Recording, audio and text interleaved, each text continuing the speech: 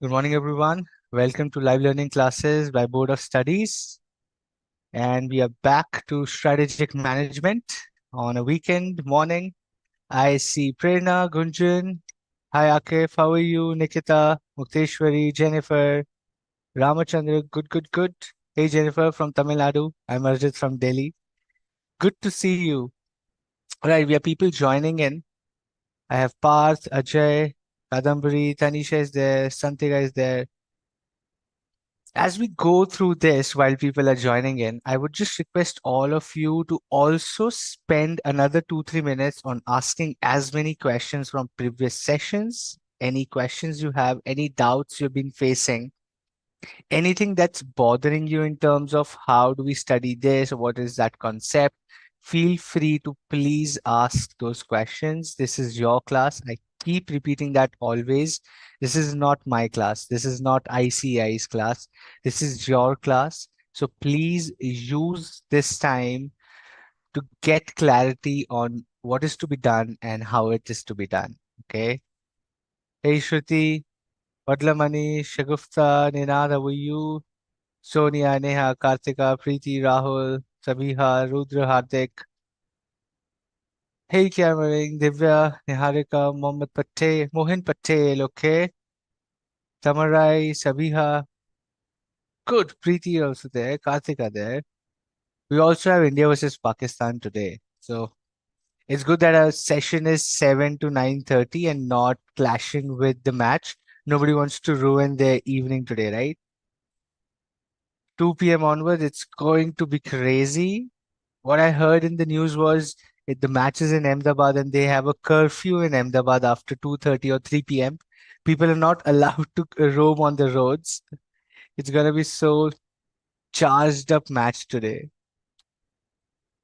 Cool. I have a question as well.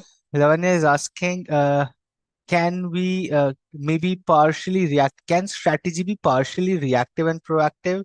It has to be. It has to be, Lavanya. The ideal scenario for a strategy is that it is partially reactive and partially proactive. That's how strategy is supposed to be. Okay. That's exactly, you're right. You cannot be completely proactive. You cannot be completely reactive as well. There will be some times when you would know what's going to happen, and there will be times when you have to react, and there will be times when you have to do both. You have to be ready for the future, and then you have to react how the future shapes up. Okay. So you're absolutely right. It's partially reactive, partially proactive. Great. Gunjan, Priyanka, Rani, morning. Good that people are joining. Oh, all right. So, on an average, how many hours are required to put into a day for studies? Really depends on your capacity, Raghavendra. Some people can pull up examinations by just studying for 2 to 3 hours. Some people need to study 7 to 8 hours. Some people need to study 12 to 13 hours. My experience is I used to study somewhere around 6 to 7 hours maximum with focus, right? Obviously, my books were open for 12, 13 hours, but I used to study for 6, 7 odd hours only maximum. I think that's average. Anybody can study, right? Even if your books are open for 12, 13 hours, pretty sure nobody can study. And now you guys have so much distraction now. Like 5, 7 years back when I was studying, right? We did not have this Instagram reels or YouTube shorts, and YouTube videos weren't that huge a thing. It was for sure, but it wasn't as distracting as it is today. You can just open your phone and keep scrolling. Our time it was not there. So we had that benefit. You guys don't have that benefit. You're totally distracted, and that's okay. That's how technology shapes you. Cool. Morning, Priyanka. Because all right, your weekend mornings, informative and interesting. Good to know that people are enjoying weekend mornings. I think most of you would be hating me कि यार सुबह 7 बजे you wake us up and you're teaching a strategy. कुछ समझ नहीं आ रहा है. But I'm good to see you guys finding the sessions informative. So good. All right. You have a doubt, Martin? Go ahead. The classes are for doubt itself. The company without a strategy is willing to try anything. Michael Porter. This meaning you don't. A company without a strategy is willing to try anything, which means you don't have clarity. That means You just want to do anything and you don't know what you want to do. So if you're doing chartered accountancy and then you say, let me complete 5 years or 6 years of this course and let me just go and become a doctor, that means you're trying to do anything. You don't have clarity. So he says that probably you should have clarity in terms of what you want to do, unless you are extremely experimental. देखा जाएगा क्या होता है. But businesses don't run like that. Money is involved, time is involved, people are involved. So you need to have clarity on what you want to do and how you want to do that. Okay. Highest attendance in stadium in Gujarat today. I know, Rahul. Absolutely. Absolutely. That's a massive 150,000 people. That means almost 1.5 lakh people. And I'm pretty sure seats are 1.5 lakhs, but there will be more than 4 lakh people sitting just side by side. So it's going to be interesting. But anyway, okay. Why microenvironment is coming in external? Microenvironment is not coming in external. We are just giving you a gist of that it also is there. It's present there. We're not teaching microenvironment anyway. Super. Internal environment, we'll do that as we go into this chapter. All right. Cool. Let's start with our chapter number 2. Let's start with chapter number 2. We touched upon chapter number 2 in the previous session. We did that. We reached till external environment pestle analysis, but let's continue from where we left off while revising into our strategic management. Okay. Number one, we started our classes with Introduction to Strategic Management, chapter number 1. We talked about strategic management. What is strategy? What is a management? What are the importance and limitations of strategic management? We talked about vision. We talked about mission, goals, objectives, values, intent, right? Then we talked about strategic levels in the organization, like a corporate, business, function level. We talked about SBU structure. We talked about lean organizations. We talked about huge, big organizations. We talked about what is more suitable for startups, what is more suitable for big organizations.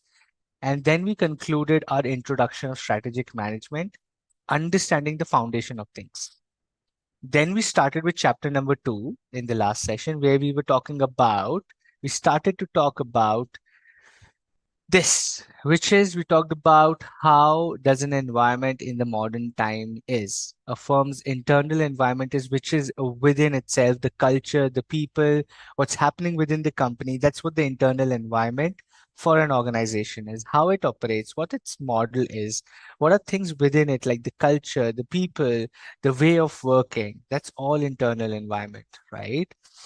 Then when we look outside the organization, when you look beyond your internal things, right? When you look beyond your household, what's there? The external stakeholders, people who are interested in your business, like investors, right? Like bankers, like people or who are the shareholders, your suppliers, the creditors, the debtors, right? The employees, the organization, the board of directors.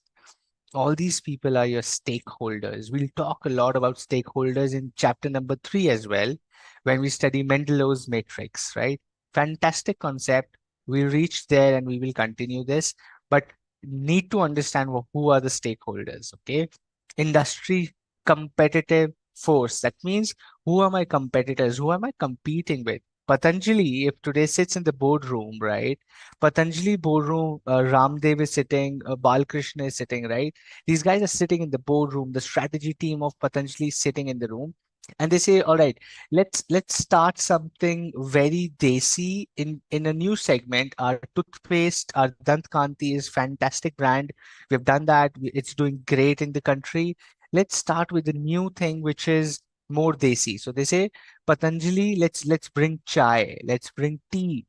Patanjali tea leaves as well. So what they will do is they'll first figure out who are our competitors. Okay, Tata Tea is there, Wagh Bakri is there. Okay, then Brook Bond is there. All these companies are huge and massive in country. How do you compete with them? It could be quality, it could be pricing, it could be distribution, it could be your branding, it could be you selling them as again an Indian brand. The money stays in India, not a foreign brand. Then you have to compete with Tata because Tata is also an Indian brand then, right? Wagh Bakri, you have to to then work with Wagh Bakri also. That these are also Indian brands, so you cannot just play on the Indian tea segment without understanding your competitive forces of things in your competition in the industry. Okay. Then you talk about domestic, political, legal, social culture. What kind of people live in the areas where I want to sell my product? Who are the people I want to sell my product to? What do they do? What are their incomes? What is their education background? What do they want to achieve in their life? What are their aspirations? How frequently they buy things? What kind of things they buy? Pura, you will have to study about the customer. You will have to study everything about the customer. And finally, international, political, legal. I am sourcing tea, then I say, all right, a lot of people in Africa, a lot of people in Europe are also drinking tea now because they have this habit of drinking tea. So I can export my tea to Europe. I can export my tea to Middle East. I can export my tea to Africa. But international political legal things, right? That politically I cannot do that right now. Maybe because India does not have trade relations with a particular country in Europe. Even though when I see a huge market, even when I know, right? Even when I know that there is going to be a huge potential in a market, I might not be able to reach that market because I might have an international issue, right? Of supply, of demand, or delivery. It could be anything, or pricing, or political reasons, or global reasons, or that country's policies does not support my way of working. For example, I'll just give you one example. A foreign company, when it comes to India, let's say a pharma company, okay? When a big pharma company which makes medicines comes to India, a medicine which costs about, let's say, $7, $8 in US, $8 is almost 650 rupees at $80, okay, at 80 rupees per dollar. Now that 650 rupees of tablet or medicine, Indian government says, boss, listen, the maximum price you can sell this product in India, medicine, is 150 rupees. Now that company gets into a fix. That company says, listen, I sell this product for 650 rupees in the US. If I come to India, it's going to take a cost for me. And then you say that I cannot charge more than 150 rupees. How do I survive in the market? Indian government says, I don't know and I don't care. Why? Because I want to support my Indian companies. I want to support sustainable healthcare. I want to support affordable healthcare in the country. I want people of my country to be able to get healthcare facilities, medicines at a low cost. That is how my socio-cultural status is as a country. That is what my economic status of the country is. So I have policies for that. Now, would an MNC be able to survive? Yes or no? The question is to you. What are the ways this MNC would survive if they want to come to India with such political, or I say the economic status of the country? What would they do?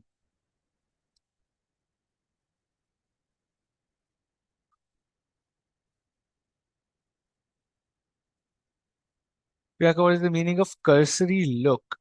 Cursory look. Can you give me the full sentence? I can't get this. So cursory look. Can you give me the full sentence? Where you reading that? Right, Gunjan? Ramdev is promoter of Patanjali. That's right. Stock and stake difference. Yes. Stock is your shares. Stake is the percentage of shares you have. They must lower their price, okay? Cutting cost, okay? They cannot survive. Prince says, Almas says, franchisee kar lo, right? Srinivasan says, localize the product. Make in India. Flipkart and many other companies like Zomato, Byju's are continuing the business even if they are under loss making. What kind of strategy is that? Long-term growth strategy. They're looking for 2030. They're not looking for 2025.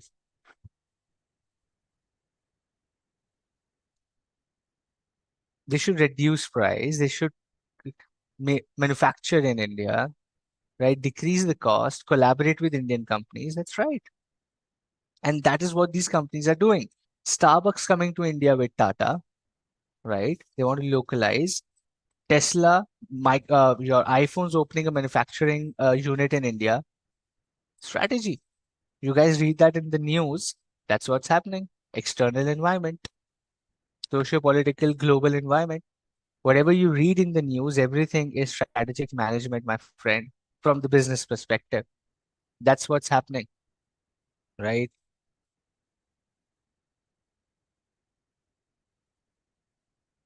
They can sell their idea to an Indian company, Bhumika, that's right, royalties, right? Patents and royalties that you make product for us, just give us royalty because this is our formula of medicine. They do that. Go for generic drugs, okay. MNCs will survive if they're able to reduce costs like other domestic companies. Rudraj, great thought. Cool. I think a lot of people are asking about strategy of startups like Flipkart, Zomato, and how these companies want to survive. And I'm happy you guys are curious about businesses. It gives me immense happiness that you guys want to learn about businesses and strategy. And I am happy to tell you that I can help you answer this question, right? That how are these startups trying to survive? Okay. Now listen to me very carefully for the next 2 minutes, and I think you will get your answer. Okay. Let me just tell you this. Okay. Listen to this very carefully for all those, and I think for others also it's beneficial because we're talking about strategy. Because we're talking about strategy, let's understand, for example, what's happening in this startup world.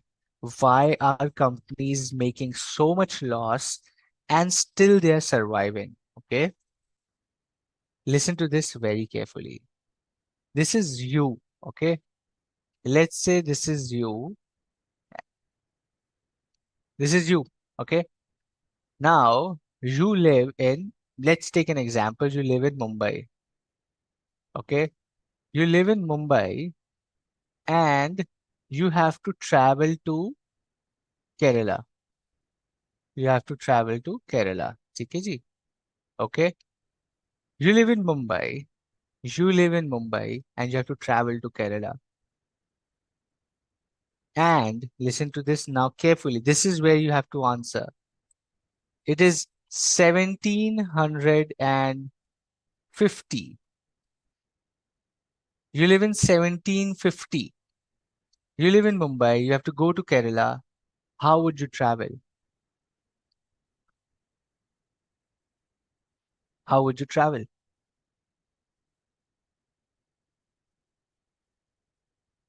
The year is 1750. You have to travel from Mumbai to Kerala. How will you travel? By train? क्या train थी उस time India में? और थी भी. So was it active from Mumbai to Kerala? I don't know. There were no trains. Bullock cart maybe. That's right. Aditya says bullock cart. Cool. बस. Train. 1750 में train थी दोस्त. Let me also Google quickly.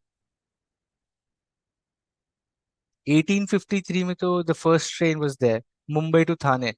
Not even Kerala. 16th April 1853 was the first time India got train. So how are you traveling by train? Priyanka says aeroplane. Priyanka 1750 में aeroplane कहाँ से आएगा दोस्त? India में. Chariots, walking, cycle, boat. ठीक है. You can go by boat, absolutely. Right? Horses, bullock cart, walk, they travel via boats or sea. Horses, elephants, camel, walking, right? Absolutely. कितना time लगेगा? My second question is, how long will it take? Ajay says personal jet. ठीक है Ajay. 1750 personal jet. Ajay is a time travel. वो time travel करके आया है. How long will it take? A week, probably 15 days, right? Too much. 1 to 2 months, 2 to 3 months, maybe 10, 20 days, 20, 25 days, 3 to 4 days. ठीक है. We don't know. We don't know. It might take a lot of time. Okay. Now, what happens is now you come to 2000 and you come to 2000, okay? Now the year is 2000 and somebody says, listen, the globe has evolved, the technology has evolved, and listen to this very carefully. You in 1750, it used to take, let's say 2 weeks to go from Mumbai to Kerala via boat or camel, elephant, horses, walking, bullock cart, whatever it is.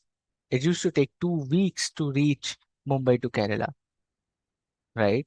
Today, in 2000, I come and tell you that, boss, listen, you can reach from Mumbai to Kerala in 2 hours. You can reach in 2 hours. And you say, how? And I say, by aeroplane. Aeroplane में बैठो ये क्या बन गया anyway you get it right you take an aeroplane or you take an airplane and you can go there in 2 hours itself right but but now there's a but in this is where your startup answer would come the but in this is big but is you will have to make airport you will have to train a lot of pilots you will have to buy a lot of aeroplanes and this is going to cost you 1000 crore rupees. You will have to make an airport in Mumbai, you will have to make an airport in Kerala.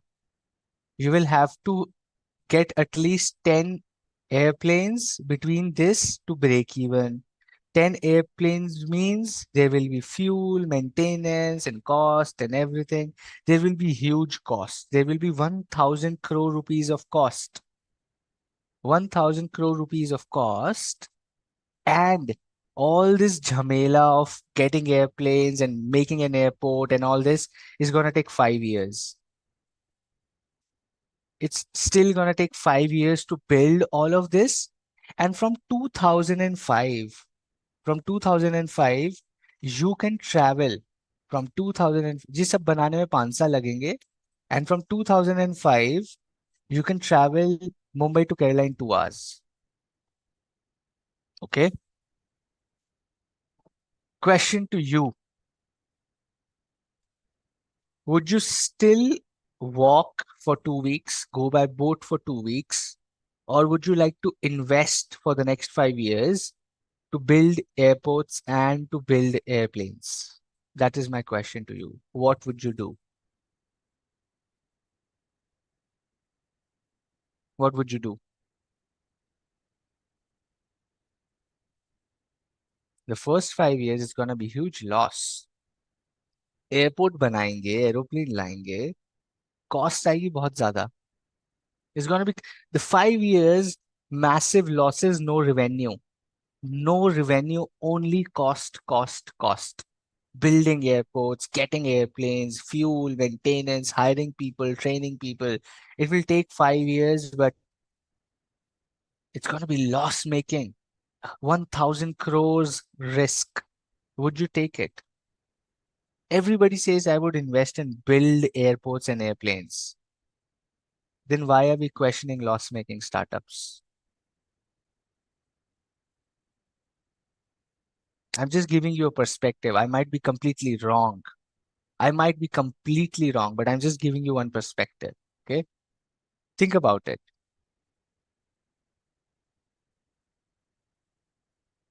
Right? You want to invest for 5 years and then reap the benefits for the next 100 years. Just giving an example. I might be completely wrong, my friends, but I'm just giving you a new perspective to think about. Okay. That is how investors feel. That is how the startup people feel. And this could be absolutely I would say a silly and idiot strategy, right? It could be zero return strategy, and people might fail a lot based on this. But still, that's how mindset And risk works, right? That's how risk works. If you take the risk, you get the rewards, and it can also give you a lot of losses. Nobody knows. But that's just one perspective for you. Cool. I think that solves a lot of doubts and questions and curiosity for all of you, that why are startups in loss and still they want to grow and keep investing. That's one perspective. Cool. Let's go to strategy analysis. What we were talking about was two things, two important situational considerations, being industry for all of those who have your questions. I'm reading those questions, but I'll take up when we come to those concepts. Okay. I've read all the questions. So people who are sending questions, don't feel I'm ignoring the questions. Two important situational considerations are industry and competitive conditions. A company, see, this chapter is all about you being a business person. You want to open a business, just think about that. Okay. When you want to open a business, when you want to get into business, you want to be active, you want to be passionate about what you do, right? You go into two analysis when you start a company. Number one, industry and competitive conditions. Is the industry growing? Is the industry profitable? Is it future ready? Is it technology driven? Do I need to invest a lot of money in this? Will this take a lot of time to grow, or is it ever growing? It's very fast. Number one, competitive conditions. How many people are there already doing this business? You'll go have to go study, go think about it, right? Go figure out what's happening there. Read the competition, learn the competition. Number two, another main point is an organization's own capabilities. Know yourself before getting into a business. I might be really, really good at something which is, let's say, for example, I'm really good at singing, for example, and I start doing a business of dancing. I open dance classes. Super fail. Might work if I am just lucky. I don't know. But if I'm really good at singing, I wouldn't open dancing classes because I know my capacity. I know my strength. I'll work on that. Why would I just go and open a business or strategize my business on something I'm not good at? That's second important consideration for any business who's getting to strategy analysis. Okay. We talked about this is simple external analysis. Externally, you figure out opportunities and threats. Internally, you figure out your strengths and weaknesses, right? That's how world works. All right. Issues with strategy analysis is number one, ever-changing environment. Number two, internal and external factors generally do not talk to each other. If the world is growing, people with you might not be as ambitious. You might have felt that. Some of your friends, when you want to study, some of your friends want to party. When you want to party, some of your friends want to study. And you're like, yeah, when I'm studying, you all go to clubs and you dance and eat pizzas and pastas and this and that and everything. But when I want to party, you say, "Arey nahi, nahi, exams are padna." Internal and external factors generally do not sync up. So maintaining that balance, finding that balance between the internal and external factors is one big challenge with strategic analysis. Number three is risk. Risk can be external, it can be internal. It can be short term, it can be long term. We studied this thing in depth in a previous session where we talked about that, boss, listen. This is absolutely MFAC, most frequently asked concept. A lot of questions. अरे MFAC है आपका. A lot of questions are going to be asked from this. Okay, so you guys need to be ready. And I'll just quickly revise this. It's simple. An external short-term risk is what? An external short-term risk is that you did not interpret the environment correctly. You thought it's gonna be a lot of kids in India. Let's say your environment analysis says, boss, next 20 years, India is going to grow its population like anything. There will be 50 crore new kids in the market. Let me open a diaper brand. Let me start making diapers because India will need a lot of diapers in the coming years. Great analysis, great interpretation of the environment, right? But what you forgot was there is change in technology.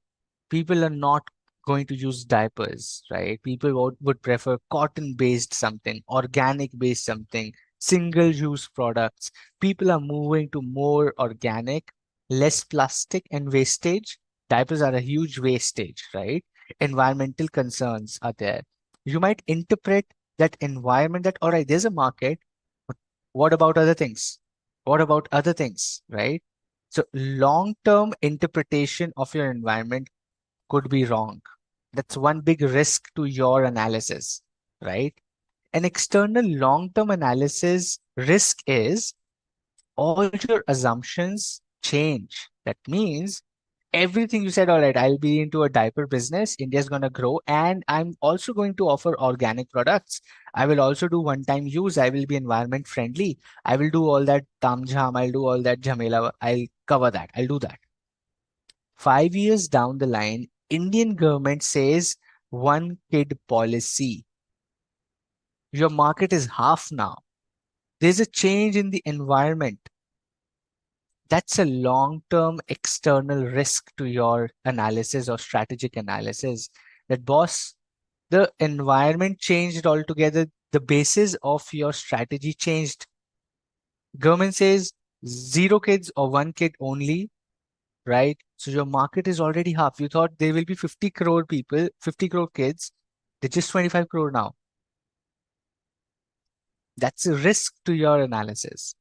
An internal short-term risk is the organizational capacity is unable to cope up with your strategic demands, right? You open up an Instagram page of selling, let's say, earrings for girls, okay? You say, I will sell earrings, and you open an Instagram page, you make a reel, right? And you feel that this is a good product, it will fly, people will buy my product, and you buy 100 pieces from a wholesale market. You go to a wholesale market, you buy 100 pieces, you make a reel, and the reel goes viral. And the reel goes viral. And you have 1,000 orders now, but you only have 100 earrings. You go back to the wholesaler, you tell him or her that, boss, listen, I need more earrings. They say, stock to khatam ho gaya. That was a one-time stock. Now new stock will come after 1 month. Abhi to sab old stock hai. We don't have stock now. We gave it to you. That was a one-time thing. And you are in a fix. What do I do? Like, people want the product they saw on the reel. I can't just go and tell them, अरे नहीं नहीं, आप ये वाला खरीद लो, right? The organization's capacity is unable to cope up with the strategic demand. That's internal risk to your analysis. Number two, inconsistencies with the strategy within your capacities. That means in the long term, you are doing a business, you have a small business, let's say a bakery, and it's doing good. You are getting a revenue of 3 to 4 lakhs per month, and you have a 30% margin. You make 1,20,000 rupees per month in pure profits after tax, which is called PAT, profit after tax. And you're doing good business. You're doing good business, right? You're making 1.5 lakh rupees per month in profit. Your bakery is a good business. Suddenly, suddenly you have an internal inconsistency. You have an emergency fund that you need to use now, and you have to pay around 50, 60 lakh rupees. Let's say there could be any emergency, and you have to spend the capital of your business. Internal inconsistency in the long term, anything can happen. That's a risk to your analysis. Did you provide that when you were doing an analysis? When you get into profession, right? When you get into a professional way, when you work with companies, companies prepare plans with a lot of risks and assumptions, right? You need to understand there's always a risk to your plan, and you need to prepare that if this happens, what am I going to do? If that happens, how will I tackle that? You need to be prepared for all the risks that might be there. And risk, Mota mota risk, you still know. There could be an emergency, there could be environment change. What do you do then? It cannot be when it comes, I will see. That's a bad strategy. The good strategy is if this happens, these are my two options. I'll keep those ready. If this or this, at least I know what I will do. And not then when happens, I go and sit down, "Arey, kya karna hai ab?" Right? That's what strategic risk is all about. Cool. I'll just take up some questions now. Maybe. And let's see. You can always increase the capacity when is the risk. Srinivasan, you can increase the capacity, but what if the demand is one time? Maruti Suzuki's Swift has a lot of demand. Why do you think car manufacturers do not increase the capacity? Car manufacturers, people are saying, I want to buy a new this Hyundai Verna or I want to buy Creta. So many people buying Creta, and the waiting time for Creta is 3 to 4 months. You book your car today, you will get the car in 4 months. Why isn't Hyundai increasing their capacity? It is so simple. Are they dumb? Why are they not doing it? Big company is making so much money. People want to buy your car. Take 7 more factories, give cars in one week, or let's say next day delivery. What a fantastic brand your company will be. Absolutely yes. You're absolutely right. But these are one-time demands, Srinivasan. People are buying Creta today, right? I open up a plant based on Creta. What if after 2 years people don't want to buy Creta? They want to buy some other brand. What if tomorrow a new brand comes into the market, let's say Mahindra, fantastic car it brings, and people are just shifting from Creta to that car? Will you then go and close your factories?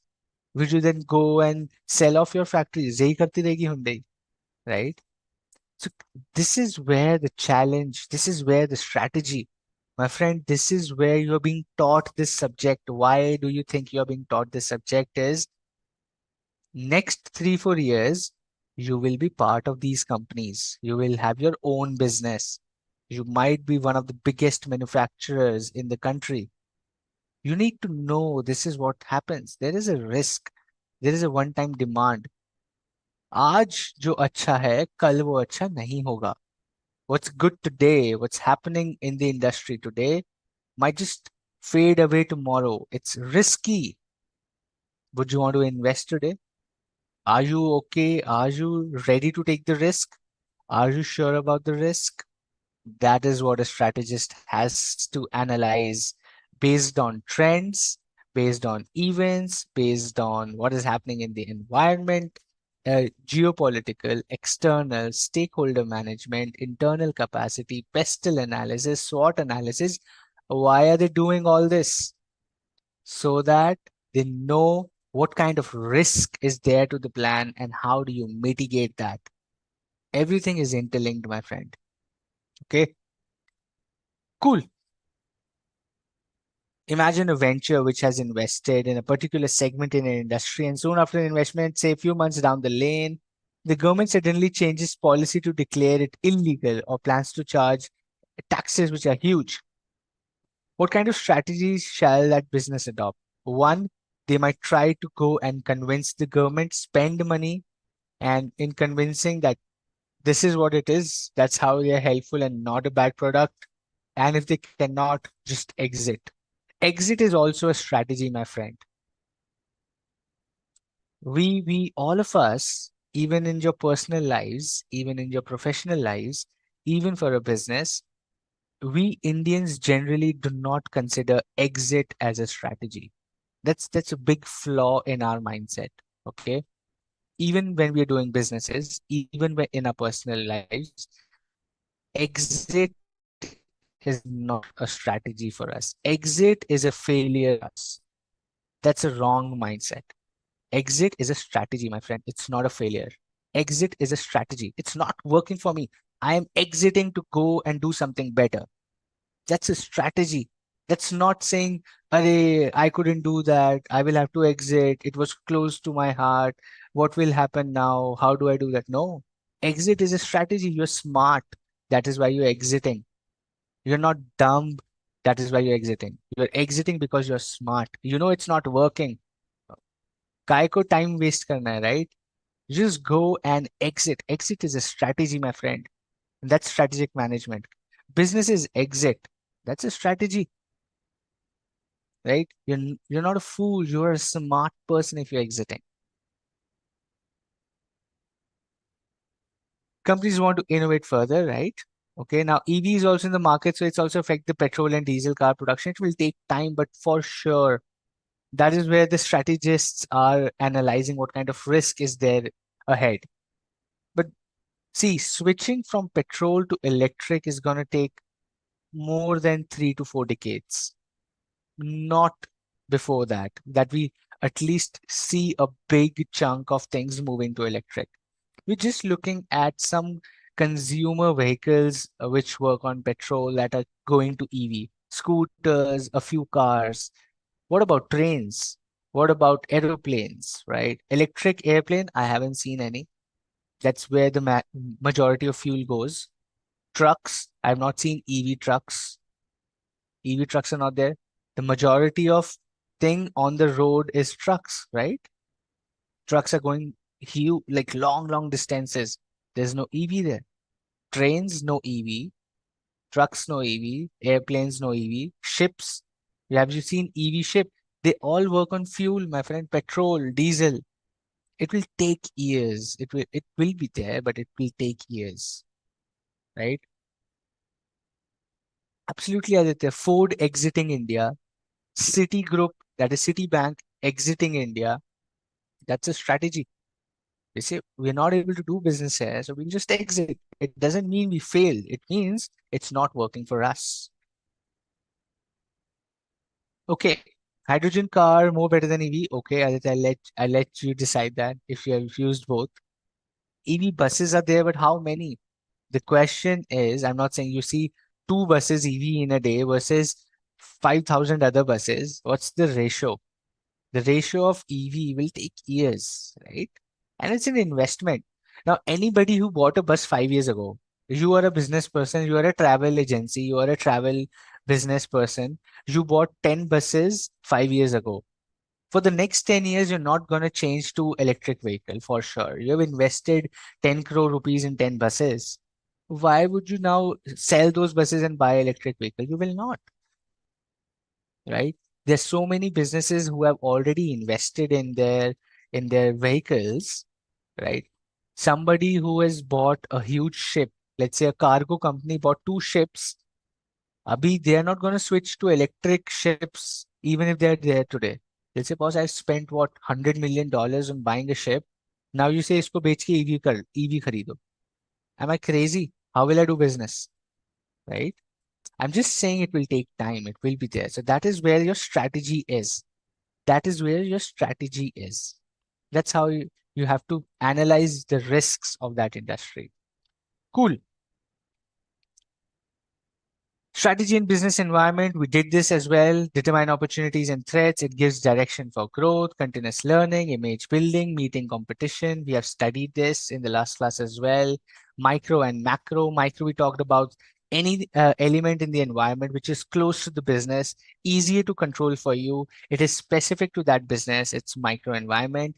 Macro environment, far away from the business, external to it, difficult to control, and it is common for all the businesses in that industry. It is not business specific. It is common for all the businesses in the industry, right?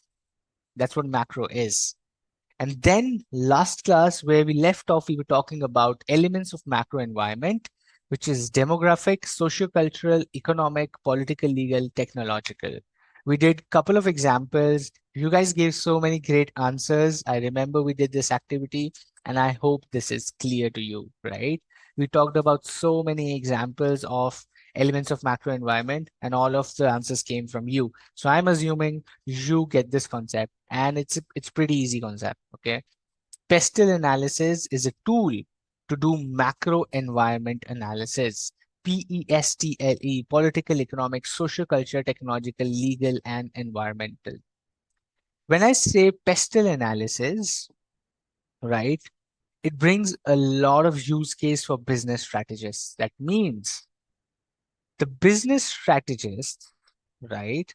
The business strategists are actually looking at these elements in the macro environment and figuring out whether we should do this business or not. Is it going to be profitable for us or not?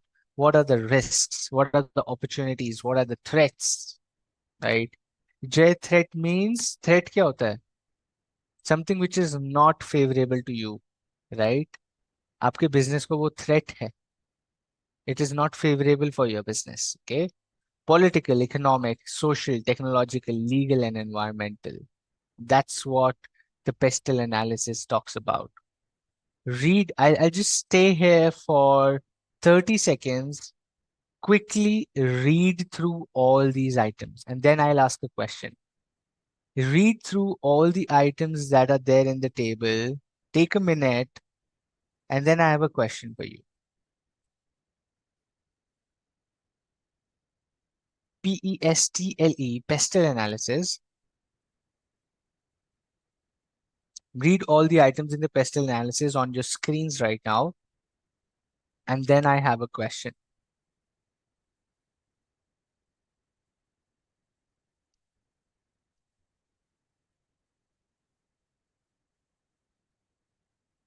Once you are done, give me a thumbs up. Read it carefully. Once you're done, give me a thumbs up so that I know I can ask the question. Okay. Differentiation between demographic and socio-cultural. Bhavika, demographic is characteristic of the population and socio-cultural is their values. Age, race, income, all that is demographic. But their values and beliefs, right? For example, a religious community, or maybe a community which is vegan for that matter, right? Their beliefs in social things are different. So if somebody is vegan and you by mistake give them a non-vegetarian dish in your restaurant, they'll burn down your business, right? That's socio-cultural. You need to understand your customer. If you're a vegan brand, you have to be very careful because people who are vegan are very crazy about reading details. Okay. So you need to understand the social aspiration of that population, the culture, belief system, a population of customers. That's socio-cultural. Their race, how old are they, when do they buy, what is their income, where do they stay, what do they eat, what do they wear. All of these characteristics are demographic. Okay.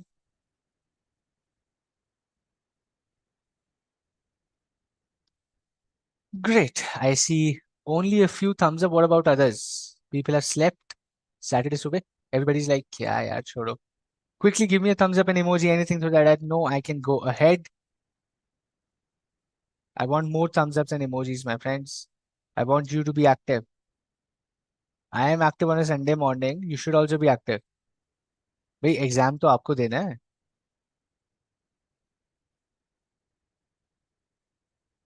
Yeah, I just saw internet connectivity, but it's full here. Maybe some Zoom network issue. That'll get okay. It takes about 10-15 seconds. So it'll be fine. Awesome. Shivam, I also saw that. So that will get resolved automatically because my internet is full. I just saw that. My internet is full. Cool. Okay. Elements of macro environment. You just study that. My question to you is,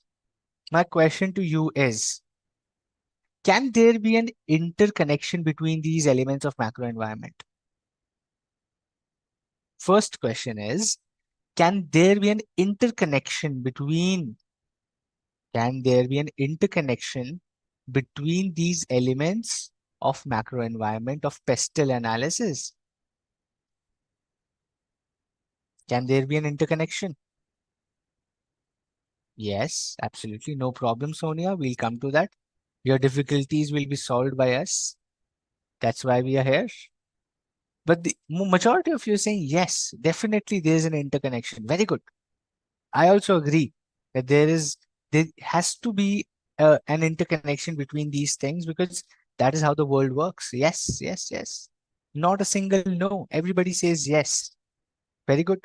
My second question is, give me an example. Give me an example of interconnection between any of the two, three, four, five.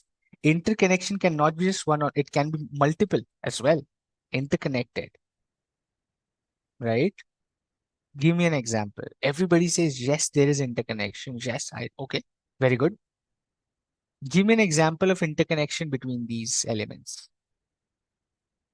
Political methodology can change laws. Great. Economic always relate with political and legal factors. Always. Can say so. Not always, but most of the times.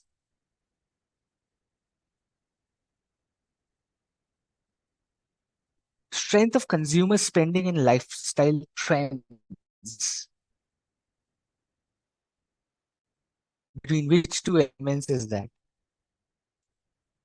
Social and environment. Social and environment. Social and environmental. Okay, not environment. ये तो macro environment is social and environmental. Got it? Okay, you're saying your lifestyle can be about being environment friendly. ठीक है? You can find one between political and economic. If tax on good increases, then inflation can increase. ठीक है? Okay. If tax increases, will inflation also increase? Decrease नहीं हो जाएगी. आपका सारा पैसा तो टैक्स में चला गया. Ideally, prices will increase, inflation will not. Prices will increase, but inflation can say so somewhat. Yeah, you're in the right direction though. Political policies affect taxes, technology and environment. I want examples, Bhumika. Anmol बहुत ज़्यादा spam कर रहे हो. I see empty chats. There's nothing. I just request not to spam ऐसे खाली खाली. Give me answers. I know you're giving good answers. E-waste. What e-waste? Vibra, connection between what two? E-waste. Okay, but connection between which two elements? When there is a political instability, then there is economic slowdown. Great. Nobody talking about technology. सब economic and political में क्यों फंसे हुए हैं? Why is everybody just political, legal, and economic? I saw some social as well. Nobody's talking about technology. That is where the future is. Technology will change time to time, Madhav, but oh, how is it interrelated? Social and technology, as when we move forward with technique, it always affects society in varied ways. Okay. COVID period was economic and social environment in lockdown. Okay. Social and technology, how? Those how पूछा है, example पूछा है. Technology can improve social lifestyle. Good, yes. Economic inflation affect consumer buying pattern. Hmm, that's also a good link. Infrastructure development by government, technology changes the lifestyle of the customer, make in India connection with economic and technology, right? Change in legal causes change in economic. The economic environment is also created by policy, change in technology, import of technology, legal with social, right? Lifestyle change with technology, social to environment technology. Got it. India stops laptop import. How are the two things? I'm asking what two are related. Rise in taxes, lifestyle, updation, economic change, technology. Most of you are just writing ye do. I'm asking for examples, my friend. It may be possible that technology changes affect environment because it may be possible that it makes more pollution. That's right. That's a good one, Ankur. Ankur, that's a great perspective. Technology advancement might lead to environmental degradation. How do you manage that as a business when you're doing pestle analysis? That boss, I am going to build something in technology, but that is going to harm the environment so much, right? How do you analyze those two things in macro environment?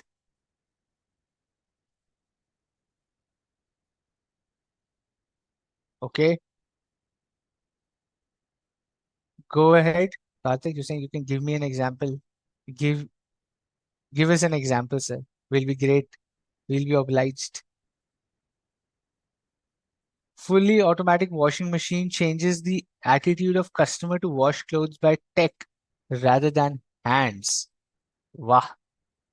Okay. Tesla. Ramachandra, you have to give me small examples, my friend. You have written a full book. It's very difficult to read. Give me in 7, 8 words. Political instability always affect economic situation. Okay. Brands using social media try to change mindset of the customer, technology and social. Great example, social media, right? I'll take one more. Political instability always affects economic situation. We've done that. Plants to artificial plants from cultural to technical. ये थोड़ा ज्यादा हो गया अलमास ऐसे I don't think it's much relevant, right? Plants to artificial plants. It is from cultural to technical. Technical कैसे artificial plant? How is artificial plant technology? It was always there. That's not technology.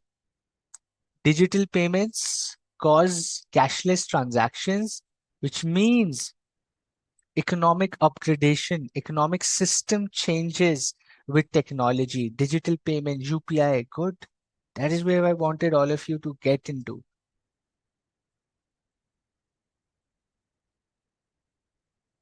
right? We were going one place to other place by horse, boat, and now technology has environment changes. That's right. Earlier, when we were using horses and going by on foot, we were traveling like that way. The environment was right. Now we have cars and trucks and trains and airplanes. Pollution is so much, right? So we are moving towards technology but degrading the environment. That's where the companies have to work a lot on. Awesome. Awesome. I think great examples. And that's a very smart lot of students we have this time, right? I can assure you that you guys are really smart, and I'm really glad you guys are thinking beyond the book. That's what the aim of these sessions, at least for me, is think beyond the book. Book ho jayegi, dost. It's a syllabus. You will do it anyway. What's going to help you is when you broaden your perspective. The moment you broaden your perspective about thinking, you read something, you have an opinion, you think about Acha, that is why this is happening. Or maybe, oh, okay, this is why that thing is happening. That is where you start using your education, right? You're taking your education right now. How do you apply it? That is gonna make you a better individual. And I'm so glad these examples are so fantastic. Had I made some examples, I wouldn't have made such great examples for sure. I've made very silly examples, okay? But now you understand pestle analysis. External macro environment, PESTLE, political, economic, social, technological, legal, and environmental, right? All of you who are giving examples, these are great examples, right? Apple product, I read something from Karthik, right? The change in economic activity like market cycles, I think that's a great one. I just read that it's great, okay? Online classes, dyeing clothes, intellectual property, technology, great examples. Baby born, change with technology. The methodology, right? Madhav is a doctor. Says बच्चे पैदा होने का technology change हो गई. Great Madhav. Okay, I think that's what you said. Cool. Let's go to the next topic, folks, which is internationalization of business. Okay, internationalization of business. Indian companies going abroad. Why?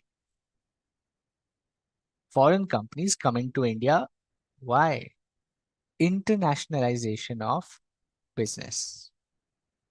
Number one, what are the characteristics of a global company? It is a conglomerate. What is a conglomerate? What is a conglomerate? A global company, a global business is generally a conglomerate. What is a conglomerate?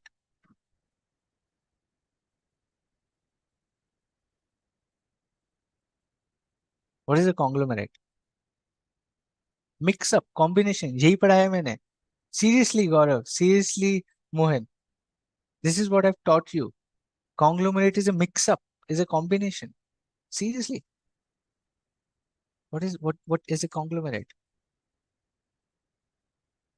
Group of multiple units. Group of multiple units? ये नहीं पढ़ाया मैंने आपको. Company which does business of different types. Yes. Multiple business segments. Yes. Multiple places of business across the globe. No. Group of multiple units. No. Multiple businesses. Yes. Group of different companies under one leadership. Yes. A conglomerate is a company which does multiple businesses which are not related to each other. You guys need to remember, right? I've been telling this for almost 100 times in last two sessions. I know this. We've done conglomerate, right?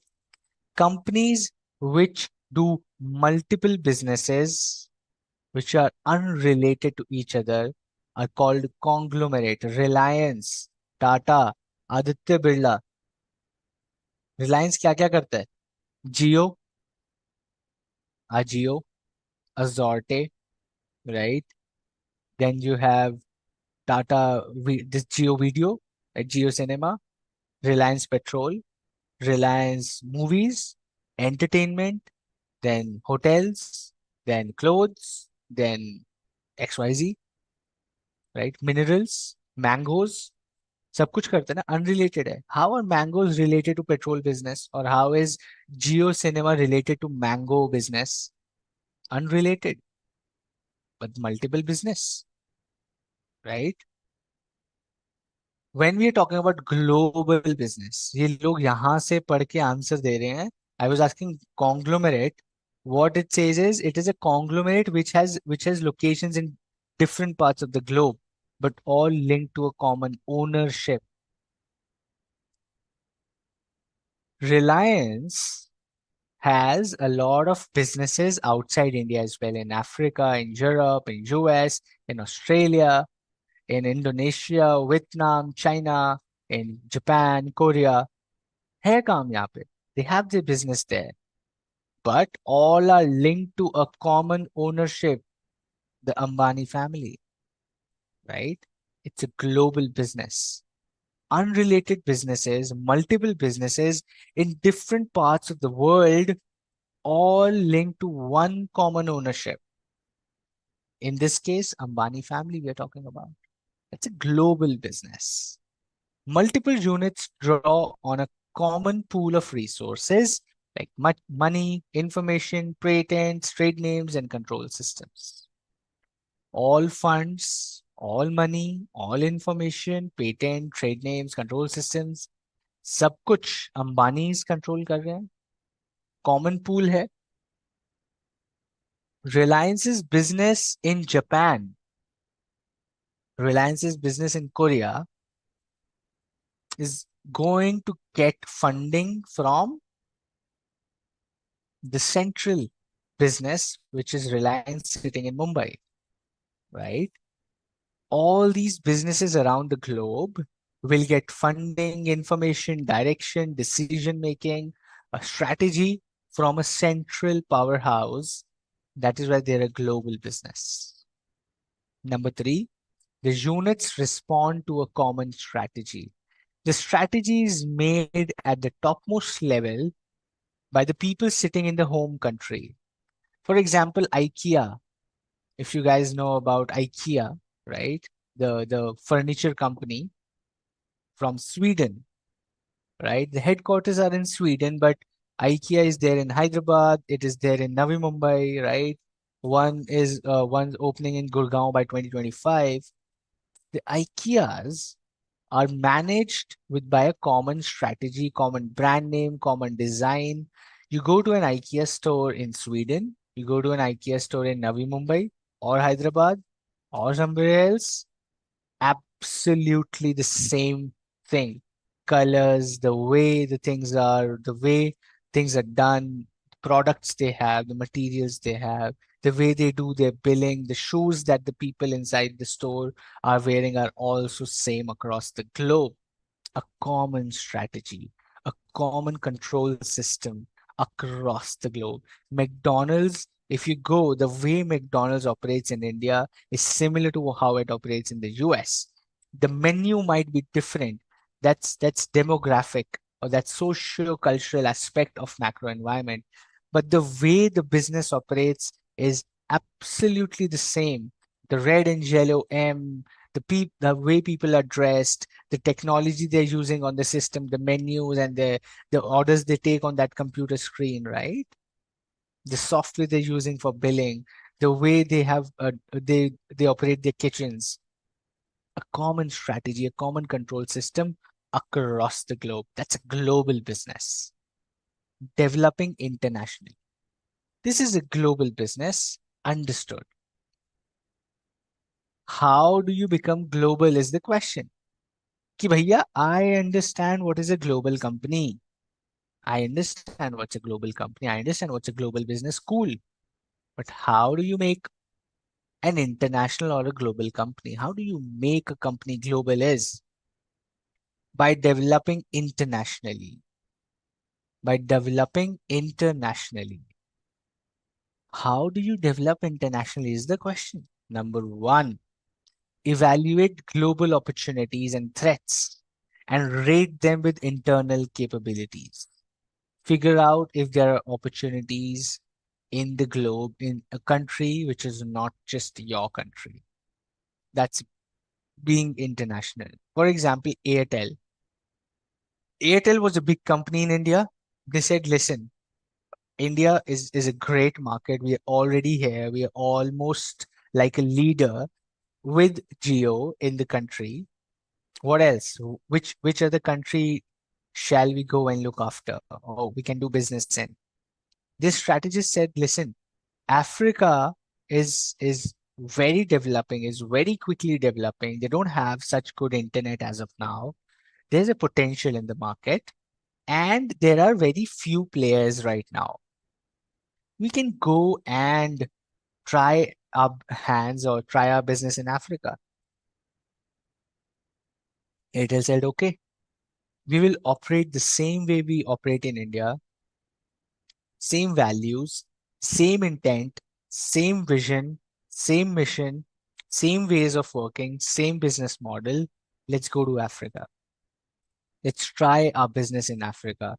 And they became a hit. Evaluate global opportunities and align them with your internal capabilities. Becoming international. Okay. Describe the scope of firm's global commercial operations. How big do you want to be in the globe? Define that. Define that. How big do you want to be in the globe? You got to define that. The firm's global business objective. You have an objective when you're doing business in your domestic market, for example, India. But when you're going global, you need to redefine the objectives, not the vision, not the mission, not the values, but your business objectives. You need to define your business objectives to be a global again, right? Globally aligned objectives need to be made, not the values, not the intent.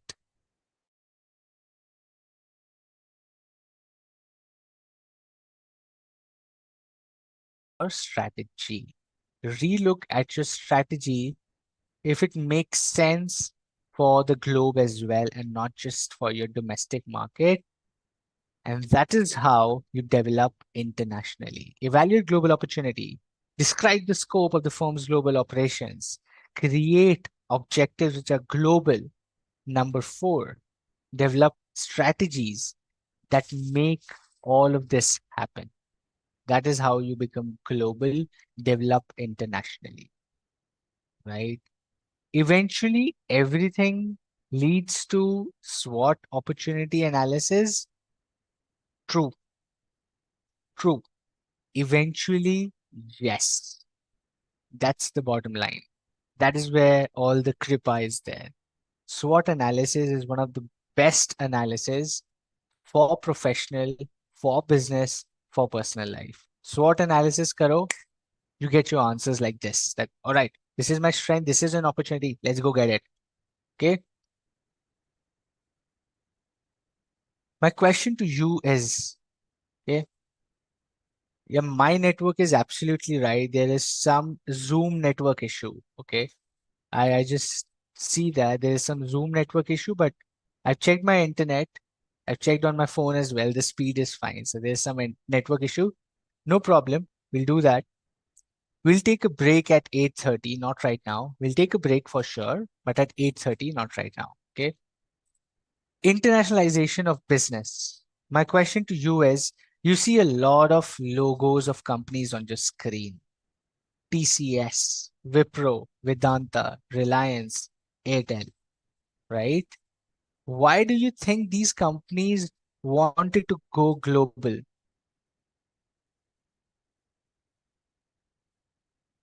Does this also need pestle analysis? Absolutely, yes. The globe also has external environment. But my question is, why do businesses go global? Why do you think these businesses that you see on your screen, why did these businesses decide to go global?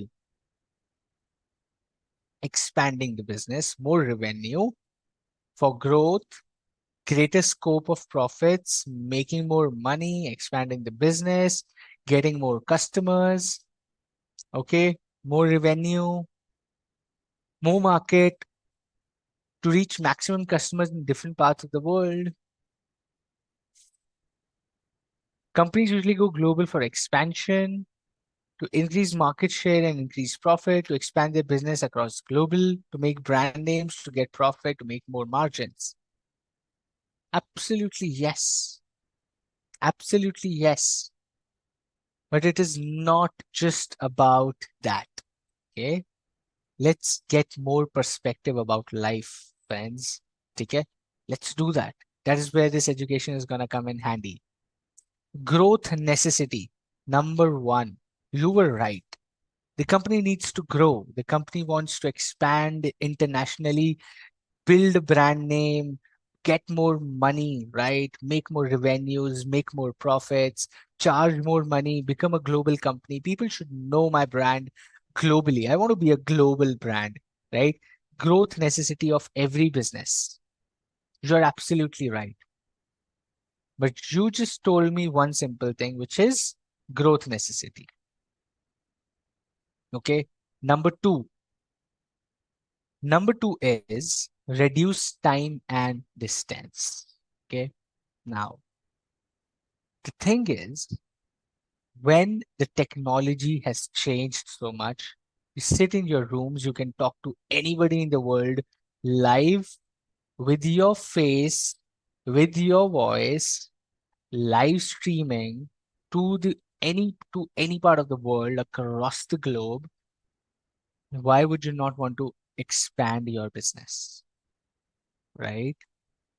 Now, this point means using the technology, right? Reduce time and distance means getting along with changes in technology. Why wouldn't anybody want to do that? Right? It's not, the bottom line is money for sure. The bottom line is money, more pesa, more margin, more market. That's there. Nobody's denying that. You are absolutely right. My point is, when you are a strategist, you have to build a story. This is what we're building a story now, that it's not just about money. It's not just about money. It's about, if there's a technological advancement that has happened in the world, why don't you want to use that? Right. Number three, domestic market insufficiency. Your domestic markets could be inadequate, and international markets are offering you more opportunities and reduced competition. Airtel, for that matter, says Africa has very less competition. Let's go and do that in Africa. Why do I want to fight so much with Geo? मरने दो इसको, जो करना है करो, right? I will just go and expand outside my country, right? That's what most of us do as well. If you are from a small town, you say my domestic market is insufficient. My dreams are big, my potential is big. I will go to a big city. Let me go to Bangalore. Let me go to Delhi. Let me go to Mumbai. Let me go to Kolkata. Let me go to Chennai, Hyderabad, and get a better life. Or because there are more opportunities, people are ready to pay more money for my work. Or you might say, I want to go to New York City, I want to go to Chicago, I want to go to Queensland, I want to go to anywhere, I want to go to Perth, I want to go to Singapore, I want to go to Shanghai, I want to work in Dubai, I want to work in uh, Netherlands, right? Because my small town is not offering me the the things I need basis my capabilities. Domestic market insufficiency is one big reason for companies to go global, right? That's why companies go global. For example, if I am selling, okay, let me tell you this one more thing as well. Okay. Interestingly, our Indian market is a little silly. Okay. Our Indian consumer market is actually very silly. Classic example is yoga classes, right? The classic example is yoga classes. India is where yoga started, right? The entire exercise routine, the entire yoga routine started in India. And when people were teaching in India, yoga said, "यार पैसे क्यों लेता है? Why are you charging money to teach me yoga? It is free. I can do in park. I can do in the garden. I can do in any park around my house. I can do inside my house on the terrace. I don't want to learn yoga. Who learns yoga?" So there was a domestic market insufficiency. Domestic market has had insufficiency that people were not ready to pay money for yoga classes. So yoga businesses, people who were doing yoga business or yoga classes, they said, I don't care about Indian market now. Let me go and sell this to European market and American market. They took yoga to Europe. They took yoga to Americas, right? Massive hit. People were giving thousands of dollars for them to teach them yoga. People were booking big 5 stars to host yoga sessions. People still do that, right? In Europe and America, people are crazy for yoga. And then Indian market says, अरे वाह, ये तो बहुत अच्छा है, योगा तो करना ही चाहिए, we should do yoga. That is a great thing. And then that market came back to India. And today people are paying 3,000, 4,000, 5,000 for yoga classes. So Indian market is a little silly market, okay? We just want what the West does, then we'll do that. So there is a domestic market insufficiency. And as a business person, okay, this is not just about being patriotic. It's more also about being logical, right? It's about strategy as well, a little bit about strategy as well for a business, right? Is strategy. Business is doing the right thing to make money. So domestic market insufficiency leads to you going global as well, right? That's why one more reason why businesses go global is the domestic market doesn't pay the money we want. So we go outside and charge the money we want. Okay. Number four, access to resources.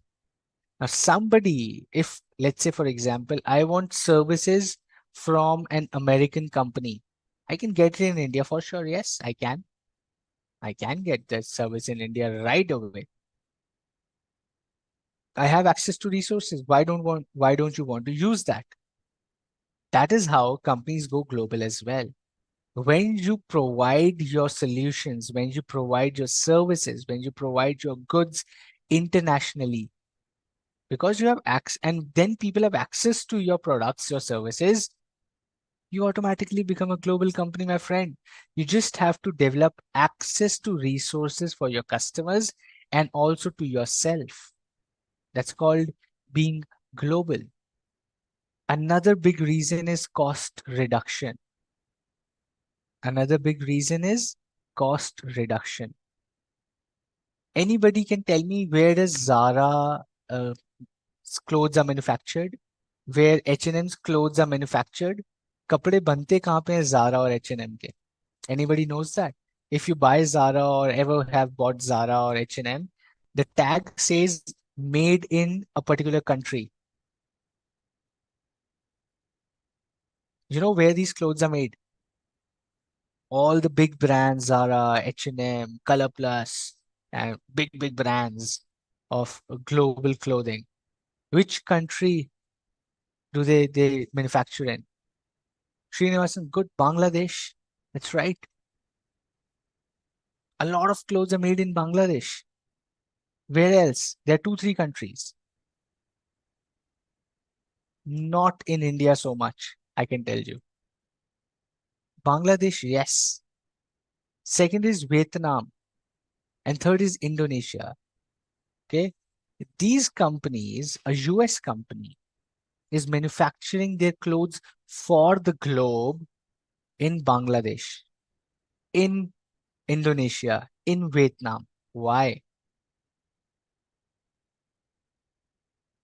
Why?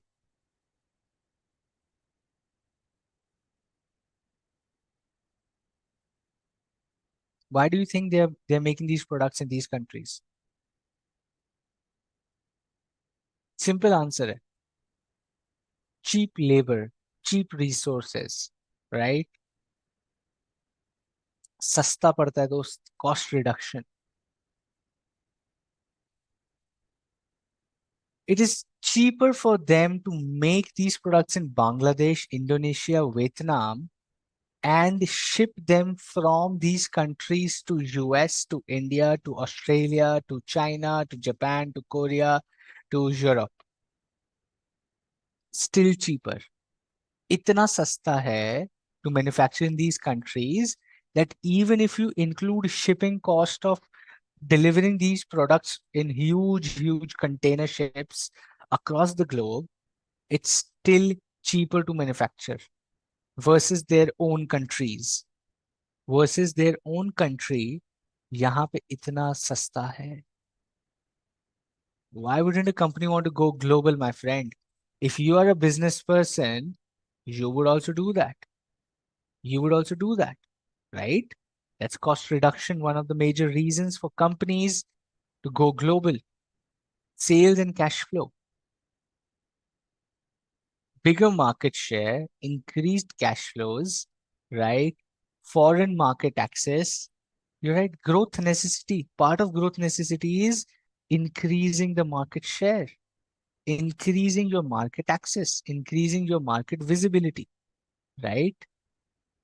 Services and economic integration means the service sector is truly global. Zoom, TCS, Wipro, people sitting in Pune, people sitting in Pondicherry, people sitting in Tiruchirappalli, people sitting in Lucknow, people sitting in Uttarakhand somewhere, people sitting somewhere in Jammu, people sitting somewhere in Nagaland, people sitting somewhere in Dispur, so, somebody sitting in Meghalaya, right? They can work for Italian clients, they can work for Canadian clients, they can work for US clients, they can work for Argentina clients, they can work for Spanish clients, right? British clients. You can work for anybody and you can work with anybody, not just for, but with anybody, right? That is how you change your mindsets. You're not working for them, you're working with them. Okay.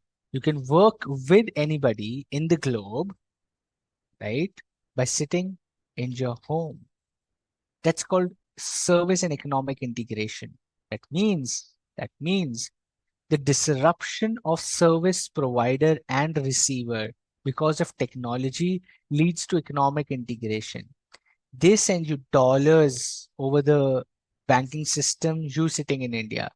India gets Forex because of you working from Lucknow, Tiruchirappalli, Pondicherry, or let's say Meghalaya or somewhere. India is getting Forex. So there's an economic integration because of this. And that is why even countries, even governments tell you, boss, यहीं बैठ के बाहर का काम करो. sit here and work for outside, it brings a lot of forex. Without the brain drain, without the you going to that country and paying them taxes, you get income here, they get forex, they tax you. You pay the taxes. The country grows like that, right? Ease of forming strategic alliances. When you have access to the globe, you can build strategic alliances. Tata Starbucks, one of the biggest and most classic examples I can give you. Tata Starbucks is a strategic alliance between a US company and an Indian company. That's called globalization, my friend. That's called being global. Okay.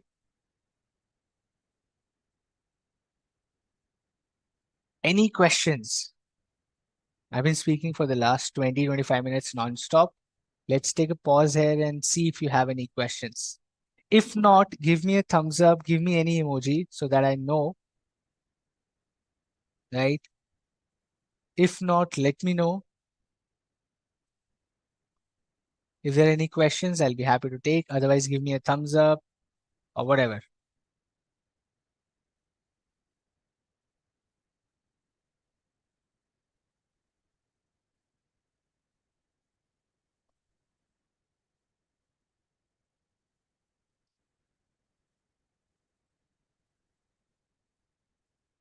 All clear? Okay, there's a question as well.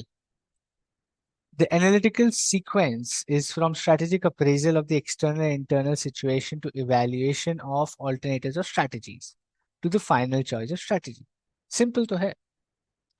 The sequence of analysis is first you understand, right, the external and internal situations, and then you evaluate the alternatives to finding a solution to those problems, right? It means the sequence is first you understand what's happening outside, then you see what's happening within the business, and then you strategize, you find alternative solutions to problems what are happening outside and inside. That's what the statement means. Okay, cool. Strategic alliance means two businesses coming together to do a business, making an alliance, making a friendship is called alliance. Okay.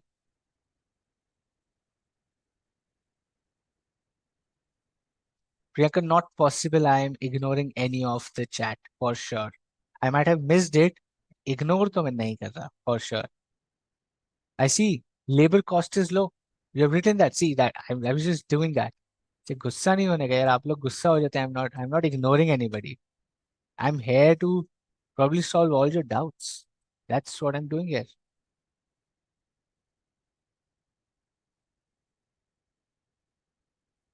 Government started river travel. What is relationship to environmental?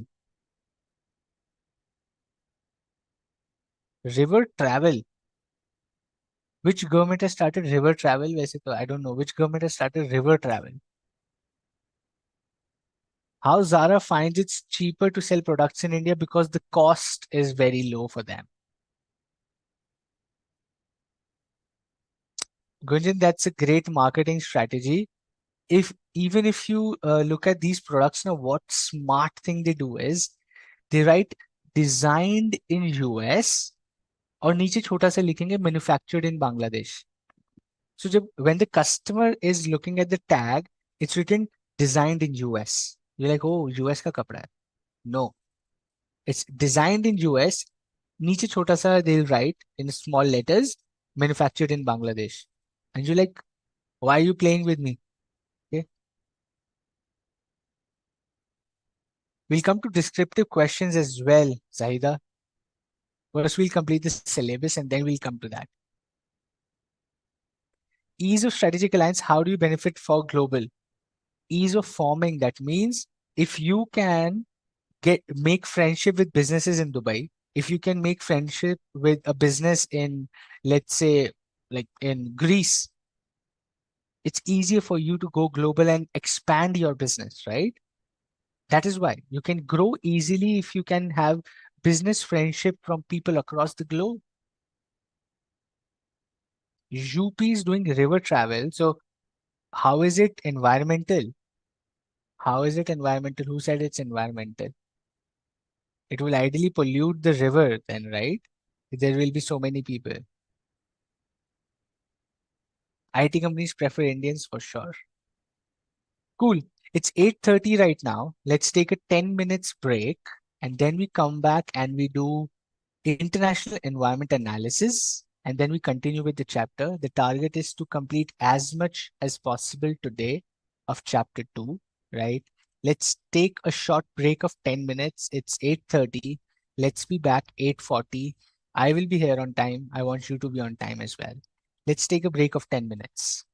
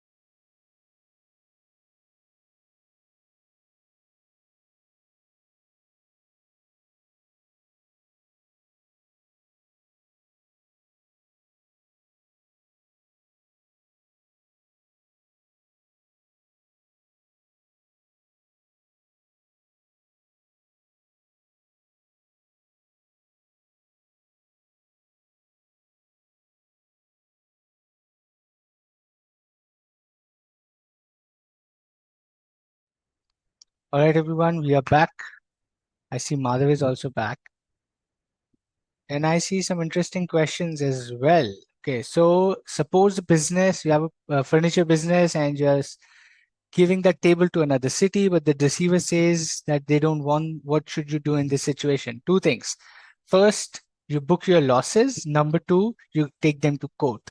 Only two things you can do, Nancy, right? You have to take them to court and do a legal case, or you can just say that's how business is. You just take that as a loss, and you just accept it that that is how business is. Sometimes things don't work out, so that's okay. All right, we have another question. Does it is always beneficial to go global? Like you see, many Indian companies fail to perform on a global market. What's the reason behind it? Great question there, Shravanshu. Right, Shravanshu, your question is great, and your answer is here. Uh, I just Your answers lies in this. Why do companies fail? When you see so many companies on global stages fail, why is it still beneficial to go global? Because they are evaluating the global opportunity for sure, but they're not rating themselves on their internal capabilities, right? Now, I'll just give you a classic example. Okay, I'll just give you one basic. So you might think there is a great opportunity outside to be to, let's say, for any business, for let's say hair salon, or let's say being a great musician outside. You go and you say, "Arey, बहुत music. I play great dholak. Let me go and be the best dholak player in Spain." Spain के लोगों को ढोलक सुननी ही नहीं है दोस्त. Your internal capabilities are not matching with the global opportunities, right? Or the global opportunity does not align with your internal capability, or you're not capable enough right now. You need to really upskill yourself to take it global. There could be a mismatch between your internal capabilities and the global opportunity. That is where companies fail. So it's always beneficial, yes. But why do they fail then? Because they're not doing a correct SWOT analysis. Okay, great. If you're back, just let us know you're back with any emoji, any word. Okay, hi, hello, hello, bye, A, B, C, D, whatever you want to write, so that we know we can start. I don't want any of you to miss this session. I hope most of you should be back. You're just quiet. You're not writing on the chat, but you should be back. Just let us know. Tata has so many segments. What is the strategy they follow? The strategy they follow is being a global conglomerate. As simple as that.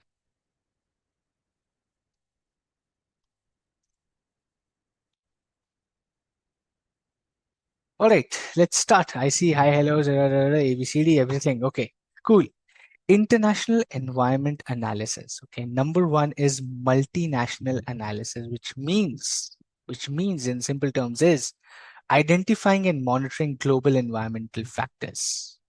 When I say you have to analyze multinational environment, or you have to do a multinational analysis, that means you have to identify and monitor the global environmental factors. What's happening there? What's the pestle analysis of the world? Not just India, what's the pestle analysis of the world? Number two, understanding economic and macro elements on a global scale. Okay, understanding economic and macro elements on a global scale. You should know what the people of a particular country you're going global into are, have their beliefs, the value system, how do they operate, what are the ways of them living their life, what are the ways they work, what are the ways they eat, when do they sleep. Sab pata hona chahiye aapko. Only then you can probably work in a particular market, right? So let's say if you go to Australia, majority of people in Australia do not work after 5 p.m. More or so 4:30 p.m., right? I don't know if any of you have friends in the Middle East. In Middle East, especially in Dubai and Saudi and Sharjah and Qatar, or Kuwait for that matter, Fridays are not working. Fridays are holidays. People work on Sundays. Sunday is not a holiday there. Friday is a holiday. Friday and Saturday is a holiday. Sunday is working. And the working hours are morning 7 a.m. to 3 p.m. Right? That's what the working hour of Middle East are, right? So that is how, unless you understand a particular market, unless you understand how things work in a particular market, you cannot just go and say, boss, I will be the biggest business person here. No, you need to understand the market. Okay. Assessing government tendencies and economies. It's not just about you see an opportunity in a country. The government of that country should also be stable enough, should also be interested enough to welcome you, should also be, I would say, welcoming in terms of ease of business, ease of investment, should give you opportunities, equal fair opportunities. So you should also be aware of the government tendencies of the economy where you find an opportunity, evaluating their present and future impact. What's happening today? That means you might see an opportunity in China today. But does that mean you go and do business in China? Maybe no. You, because it might be risky in the next 5 years, because the geopolitical conditions, you don't know how they're gonna be. Right now, there's nothing. Right now, the two countries are just on and off. That's happening for decades now. It's not like a war, right? What if? So you have to evaluate present and future when you're doing a multinational analysis. When you're doing a regional analysis, okay, when you're doing a regional analysis, I'm talking about multinational, multiple countries. When you come to a particular region, right? Let's say Asia, let's say Europe, let's say Australia, a particular region you want to tackle. An American company says, let's go to Asia. That means we're going to a particular region, Asia region. So America coming to Asia, or Asian company going to Americas, which is Canada, then US, then South America, you have Brazil, Chile, Argentina, right? You have Mexico. These companies going to those. So this is a regional analysis, in-depth evaluation of critical factors in a specific geographic area, right? That's called a regional analysis. Within the countries also, within the country. So an American company which comes to India might have to do a regional analysis of India also, right? So region can be anything. Okay. Regional analysis, an American company coming to India, if it operates in North India, it has to think differently. If it operates in South India, it has to operate differently. If it functions in East India, it has to operate differently. It is function in West India, it has to operate differently. So any company saying I'm going to India to do business, boss, okay. India is not just one single way of doing things. We have different ways in every single state. There is a state analysis also. Which state in India would you want to do the business? Now, an American would say, I don't know which, I just want to go to India. They said, boss, okay, calm down. India has more than around 30 states now. So 30 states, where do you want to go and invest and do business? You want to go to Maharashtra, you want to go to Madhya Pradesh, you want to go to Bihar, you want to go to UP, you want to go to Delhi NCR, you want to go to Tamil Nadu, Kerala. Where do you want to go? I don't know. I just want to go to India. All right. So then you study your business as a business strategist, as a chartered accountant who's consulting a business to come to India. You say, what are your products? What kind of market do you want to tackle? Then you tell them, okay, so you want to tackle more technology, young generation, working generation, tackle these cities, go into these cities. Say, no, I want to manufacture in India. Then don't go to big cities. Go to go to somewhere in Bihar SEZ, go to a special economic zone in Madhya Pradesh, go to a special economic zone in Tamil Nadu, in Karnataka, right? Go and make a factory there. That's called regional analysis within the country as well. So when you go for Indian company going to US, where in US do you want to do the business? You want to go do business in California, you want to do in Texas, you want to do in somewhere else, you want to go in near Massachusetts, somewhere near New York, in the East Coast, in the West Coast, in the southern part, or in the northern part. If you're going to Canada, where do you want to go in Canada? You want to go to Ontario, you want to go to Vancouver, kahan jana hai, right? It's not just country. It's also about the regional analysis, which aligns with your product and services, right? Then you have country analysis. When you're doing a regional analysis, a region thing, you're also doing a country analysis. A country analysis is more about a deep examination of political stance, right? The technological advancement of the country, the political system, pestle analysis है. सब कुछ pestle analysis है, but at different levels. Okay, all of the international environment is pestle analysis, but at different levels. Multiple countries, multiple regions of the globe, within the country analysis, then country ke andar ka regional analysis, of that area analysis. You have to do everything. And that is where you and me as professionals come into picture. Somebody having money sitting in Dubai want to do business in India. Kidhar? Where in India, right? They say, okay, let's do in Karnataka. I want to invest money in Karnataka. I want to open a manufacturing plant of, let's say, gold jewelry manufacture. I want to do that. I'm a Dubai businessman. I want to open a jewelry manufacturing in somewhere in Karnataka. Where in Karnataka? Okay. Now, the consultant would say, okay, make your manufacturing. You want to do cost cutting or you want to be closer to the market? He says, okay, I want to be closer to the market. So, okay, there's there's a area called Salim after Bangalore. There's an area called Salim. You go and do that there, right? You build your factory. It's an industrial area. Like we can build your factory there. Right? All right, let's do that. Figuring out within the country, within the region, where you want to do that, closer to the market, affluent people where buy jewelry. I'm going to southern part of India as a jeweler because people's tendency to buy jewelry is more in southern India. So you're doing a regional analysis, a country analysis, a location analysis, a market all together when you're doing an international environment analysis, right? It's not easy. That is why you and me are paid when we become professionals, right? This is where the opportunity lies, my friend. That is why you're studying this here. This is what can help you make crores of rupees as a consultant. Okay. I'm just telling you, this all can happen. Cool. With that, we end our international business topic. The next topic we have is understanding product and industry. Okay. When we say product and industry, okay, it's not just about goods, but also about services, also about experiences. All of that is part of understanding product and industry. ठीक है जी?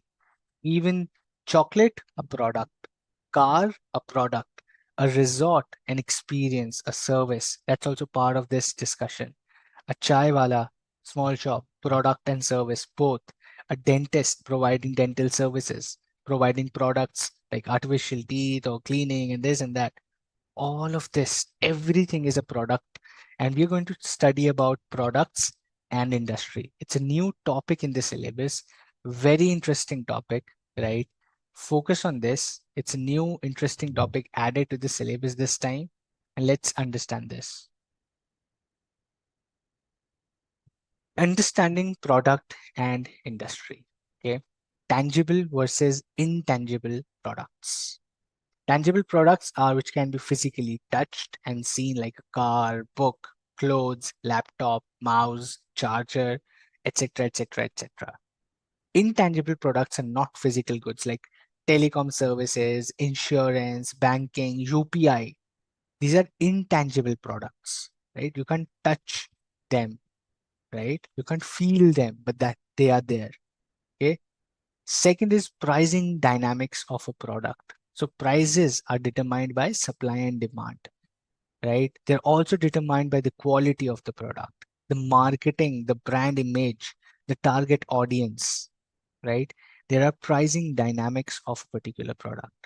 Then you have competition. When I say pricing, the biggest factor in pricing is not just I say that there's a lot of demand of my product, I have a high quality, my marketing is high, my brand is high, my target audience can pay so much money. Good for you. What about competition? What about competition? What are they doing? If they are selling at lower price, India being a price sensitive market, people are going to go and buy a cheaper product.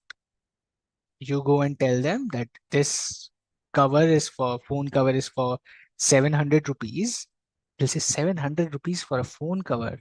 That's too much, right? But you say, look at the quality, look at the finish. It's so premium, it's so good. It will last for 5 years. It's about 700 is too much. Somebody comes and tells them, take my cover. It's for 100 rupees. Use and throw in 1 year. Use it for 1 year, throw it and buy another next year. Still only you can buy 7 years every year new cover in 700 rupees. Majority of us will buy a 100 rupee cover, right? That's Indian sentiment, or that's how the market is. We are price sensitive. Okay. So prices are determined by supply, demand, quality, market, target audience, but they are also determined by competition, right? So competition often sets the market prices, which requires the business to focus on cost management then. If your prices of the competitor are getting lower, that means it is time for you.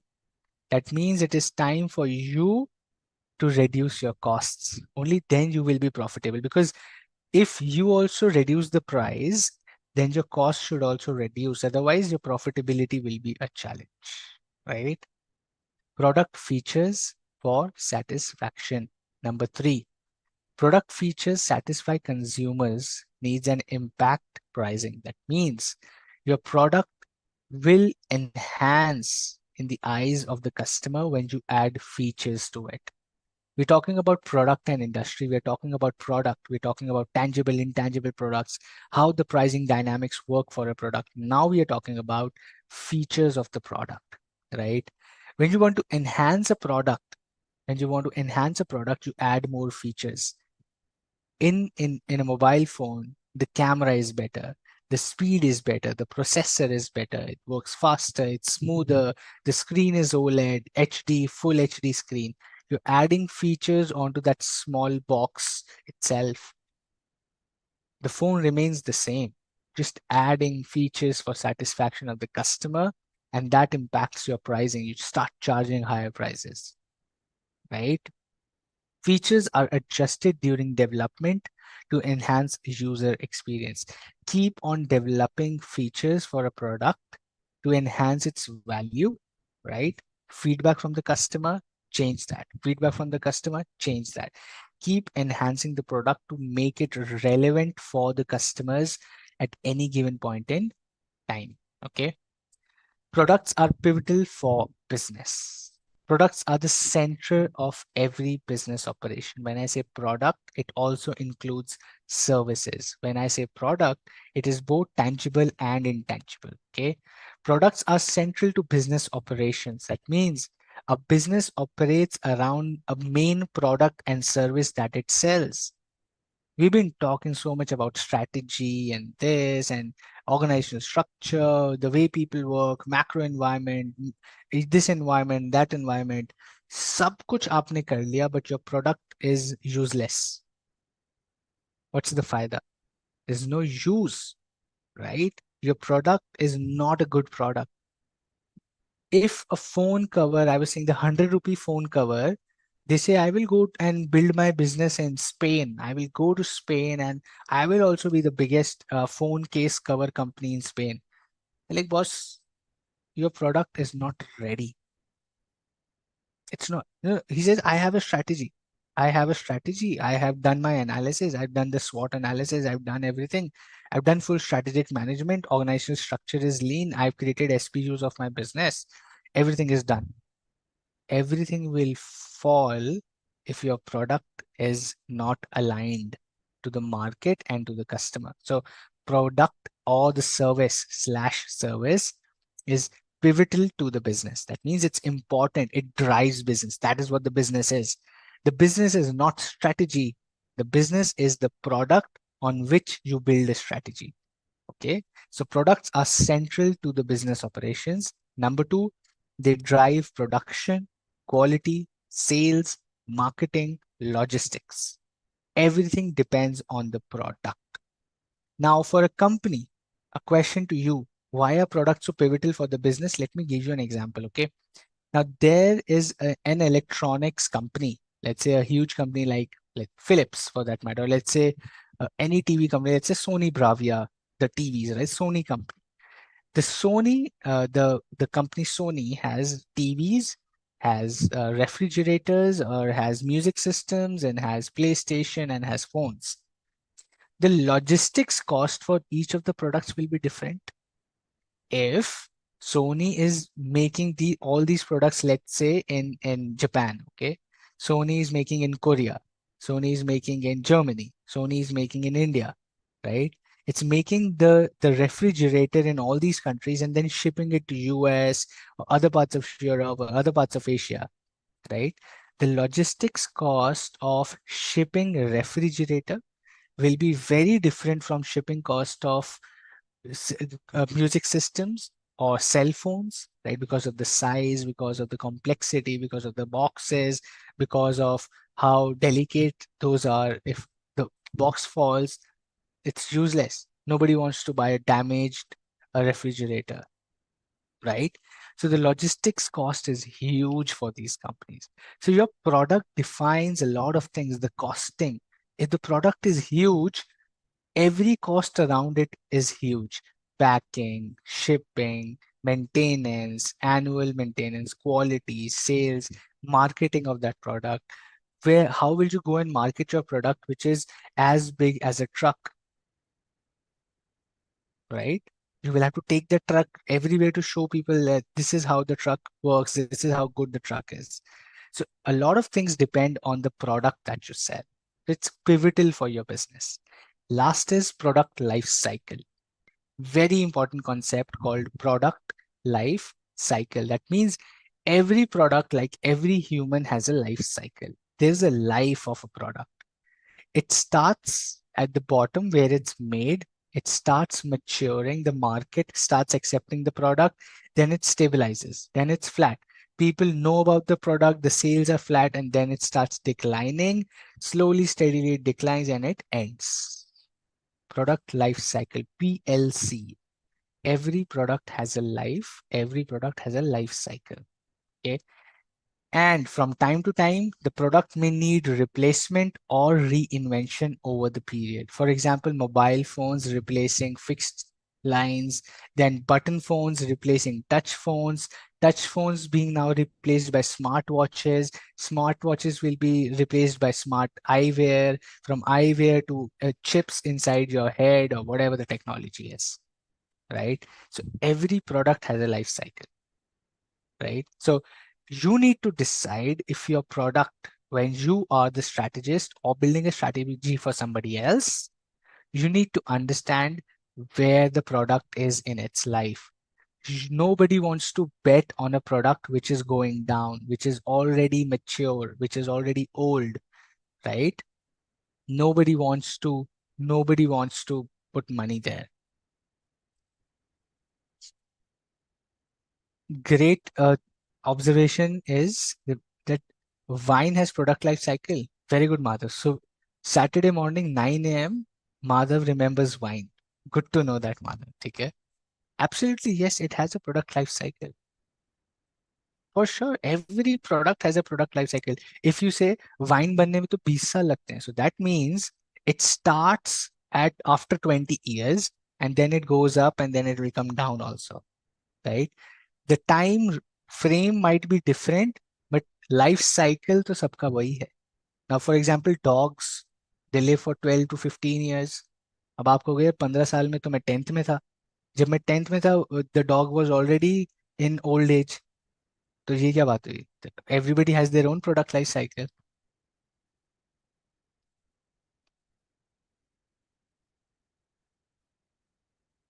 Okay. Any questions on this? Any questions on this? I'll take a pause of 1 minute. If it's clear, you know what to do. Thumbs up so that I know, because I can't see your faces. Any questions from this topic, or it's clear?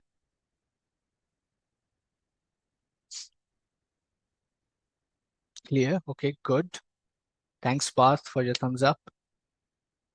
What about others? Left the class, they like सोने दो यार, हो गया आज का. Thanks Alka. Lakia says thumbs up. Thanks Lakia. Cool. Hardik, Priyanka, Ramnivas, Divya, Prince, Rachna, Tanisha, Zahida, Neha, Madhav, Vijay. Cool. Electricity is tangible or intangible product? Great question, Madhav. छू के देखो, मजा आएगा. हमको भी बताना tangible थी या intangible थी. Please go and put your finger inside a socket and touch electricity. Let us know, was it tangible or intangible? How to compete in the existing market against prices, we'll study that. आ रहा है, सब कुछ आ रहा है. The chapter is long. I told you this chapter is long, but it's the most interesting chapter from a strategy perspective.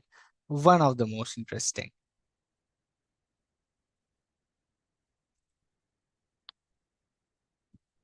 Very nice. Cool.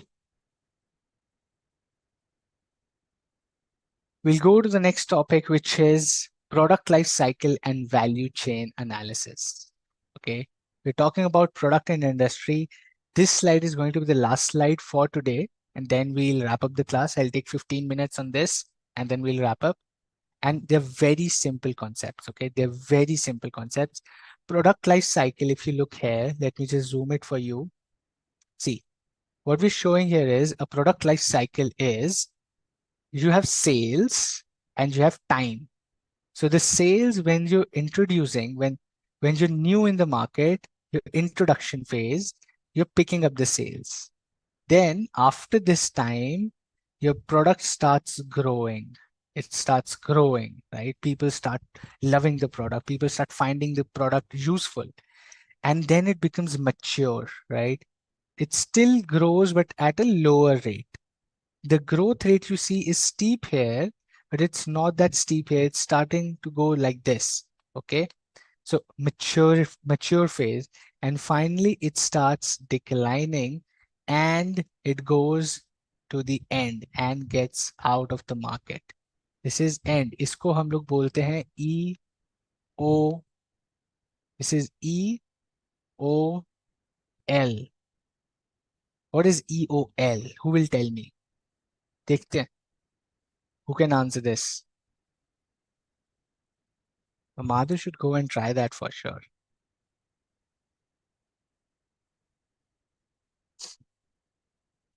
Yes, Devraj, your messages are absolutely visible. I'm not wearing specs आज मेरे को थोड़ा सा blur दिख रहा है, but I can see your message.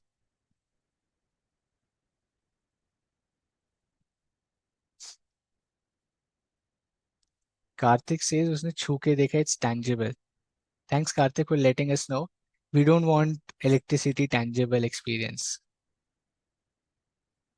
All right, what a smart lot of people. Everybody says end of life. मैं क्यों पढ़ा रहा हूँ? I feel so dumb that I'm teaching you guys this. You guys know this already. Okay. You should tell me, Bhaskar, yeah, I know this. End of life. Absolutely, that's right. EOL is end of life. And the product ends its life in a given period of time. This time, Abhi, I'll give you the most strategic thing possible for a business is the business person or the strategy consultant or a strategist does not care about this, the product. Product is what the business person. So probably a business person looks after their product, but a strategist, a marketeer looks after how long can this time be. Okay. Most of you will say, हम तो sales बढ़ाएंगे. हम तो अपना, we will look at growth, we will look at maturity, we will do a lot of things on the product. Okay, very good. A good strategist will try to elongate this period. Okay. Generally, products will like 6 months of introduction, 6 months of introduction, 1 year of growth, 2 to 3 years of maturity, and 6 months of decline. खत्म हो जाएगा. This is where the strategists and businesses have to do everything possible to elongate this time. This 5 years, 10 years तक जिसने खींच दिया, that's a successful business. Because end तो होना है. End तो होना है. That's written, that's there. A product will go out based on technology, economic factors, or environmental factors, or legal factors. कुछ भी हो सकता है from the pestle. But the product will end for sure. But you just have to elongate the time while it's in the growth and maturity phase. Okay, cool. Product life cycle from introduction, growth, maturity to decline. You know it. Let's talk about let's talk about value chain analysis. Let's talk about value chain analysis. Okay. Can the business boost up any chance even after the decline? Generally, no, unless you are super smart strategist or business person, then you can do anything. But generally, no. Is it always mandatory to legalize the business? Always? Yes, Rahul. Why would you want to do an illegal business? Are my notes alone enough? Yes, Devraj, my notes are absolutely enough if you do not want to pass the examinations. If you want to pass the examinations, then you have to go and study the study material. My notes are revision. You're saying, is revision enough? Absolutely yes. But usse pehle you need to study as well. Revision comes after the main material. So I'm just joking. So probably no, my revision notes are not enough. They will really help you revise a lot of concepts. But study material se question aayega dost. The questions are going to come from the study material, not my notes. This is not where the exam is coming from. Exam is going to come from study material. So you decide you want to prepare for the exam or not. Okay, value chain analysis बहुत ही simple है. बहुत ही simple है. Value chain analysis is the simplest concept if you understand a business. Okay, let's take an example. Let's take an example. Next 10 minutes, we closed value chain analysis. Give me a business idea. Give me one business idea which you think is very cool. I'll see first 5, 6, and I'll decide. Give me an interesting. I don't want boring businesses. Age-old business mato. Give me some interesting business. And then we'll do value chain analysis on that.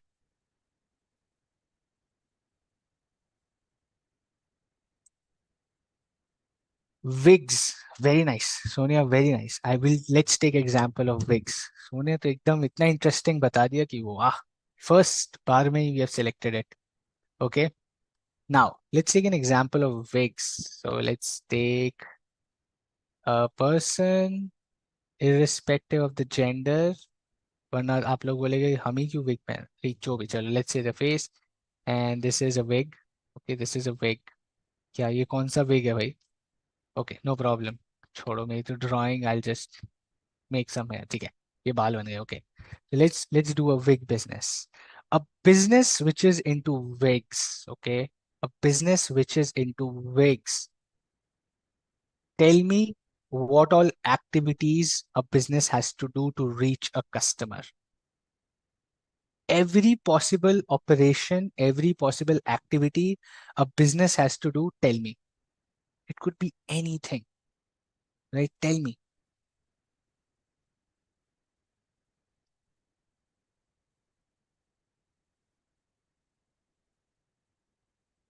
Every possible function that a business has to do. Arrow Vega, I know arrow वेगी जैसे बाल में arrow बने तो मजा ही आ जाता.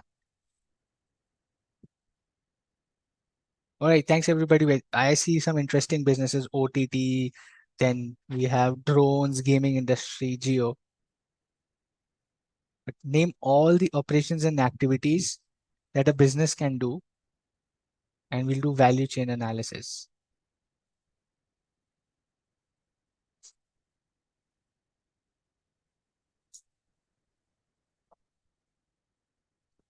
Marketing, production, statistics, of, okay, market analysis of how big the market size is, designing, product designing, marketing, production, raw material procurement,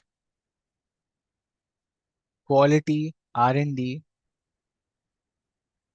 advertisement, pricing, promotion, right? What else? Distribution, direct selling, variety of products, environment friendly. Okay, that is advertisement or product related, right? It should be legal. It should be dermatologist suggestion, right? It should be medically fit.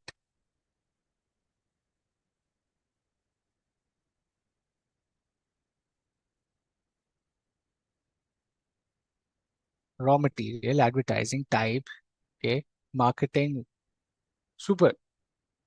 All of this, right? A business has to do all of this. But where does value chain analysis comes into the picture? Okay, let's understand the definition and then let's come back to our business.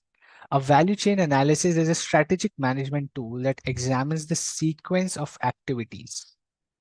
Okay, sequence of activities that a company undertakes to create and deliver a product or a service to customers.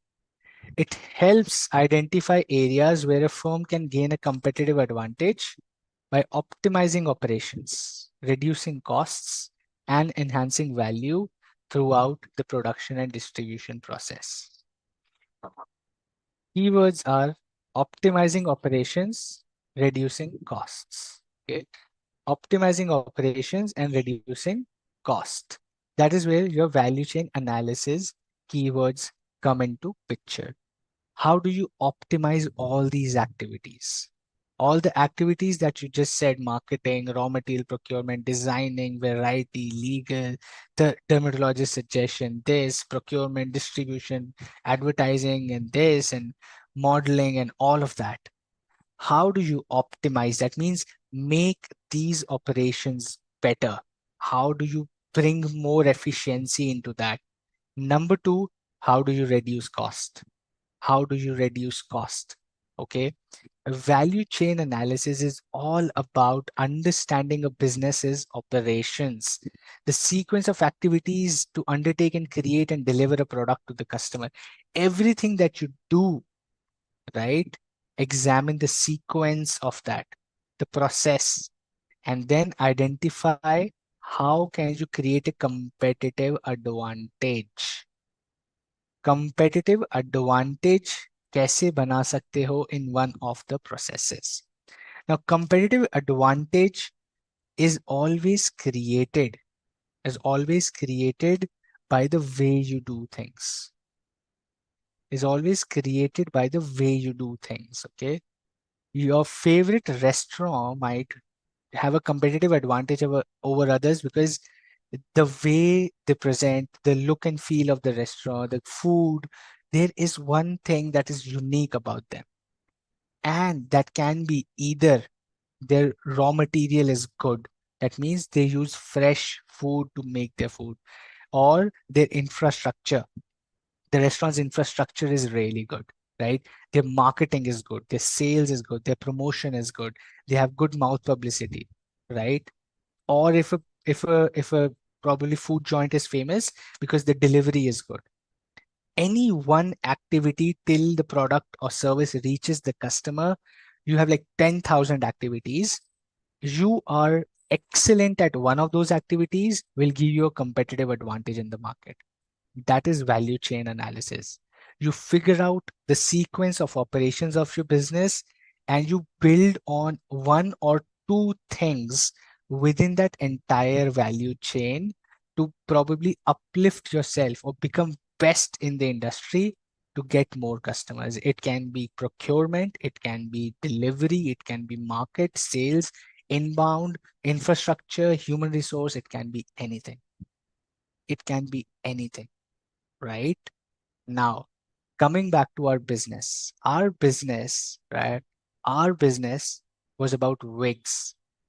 Now, our primary activities are inbound logistics, getting raw material, operations, manufacturing the wig, delivering that to the wholesalers, to the shops, or to the customers, outbound logistics, marketing, sales and promotion, and after sales services, right? These are our primary activities. Our secondary activities are, our support functions are procurement, technology, R&D, human resource management, people, the team, the designers, the firm infrastructure, how the organization is built, right? As a wig business, we can, as a wig business, okay, as a wigs business, we can either be really, really better than our competition or best amongst the competition if our logistics and operations, that means our quality is excellent, our raw material is excellent, right? We get the best hair to make wigs. We create them in facilities which are absolutely hygienic. Technology is there. We are making the best quality wigs. That can be a competitive advantage.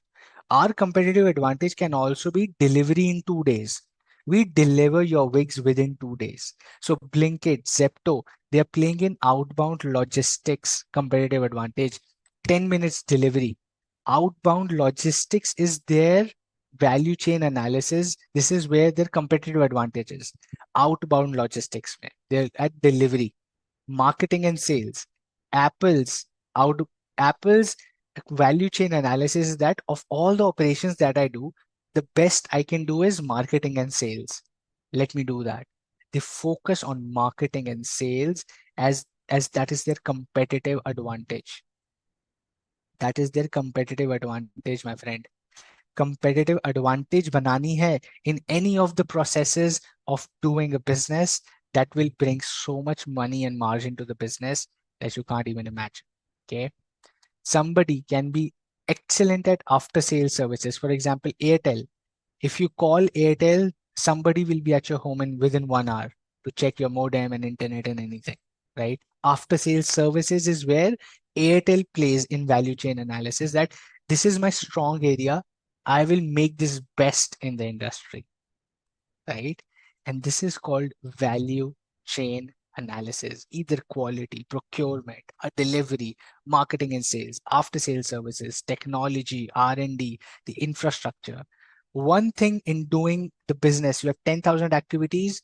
One thing pakdo, which you can do the best or you're the best at, and make that as your competitive advantage. And that is called value chain analysis. How are you adding value to the entire chain of operations? Where are you adding value to the entire chain of operations? That's called value chain analysis. Great. Warranty. That's right. Okay. Neha, the notes were uploaded right after the class. It was available on the website also. Maybe you should check the website and app both once. It takes time on the app is what I know. I will not upload chapter 2 today because what I know is I have yet to complete the chapter. Go and study the study material, my friend. Study material कोई नहीं पढ़ रहा है, सबको notes चाहिए. You have the study material. This is from study material, right?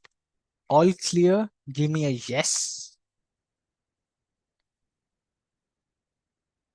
Or if you have questions, I am here to answer those. Example regarding the sequence, absolutely yes. The sequence is like from procurement to manufacturing to packaging to delivery to from warehouse, from factory to warehouse, to taking orders on the app or on the website or selling it in the shops. All of this is sequence of operations. Another thing, if you have checked the schedule tomorrow, there is a system update, so the classes will not be held 15th of October. Okay. Due to a system update, the software update or the system update from the technical side, there will be no class tomorrow. So just be aware of that. You want to sleep late tomorrow, Sunday, enjoy your Sunday, right? But tomorrow will not be a class due to technical update that's happening in the system. So be aware of that as well. Crystal clear. Thanks, Priyanka. Crystal bhi bheja hai. Awesome. Mansi, you want to become CA in first attempt? What do you do? Focus, focus, focus. Ban jaoge. It's not that difficult, right? Just believe in yourself and keep studying. And do not be too emotional about rank. Let me be honest, okay? If you get too emotional or attached to getting a rank, just in case you don't get it, you will be really, really like, kya ho gaya mere saath? Focus on studying with all your might, and then leave it to what's going to happen is going to happen anyway. ज़्यादा emotional नहीं होना rank को लेके. Then people start getting jittery, they lose focus, they get the fear, ऐसे anxiety होनी शुरू हो जाती है. अरे नहीं आई तो नहीं आई तो नहीं आई तो नहीं आई.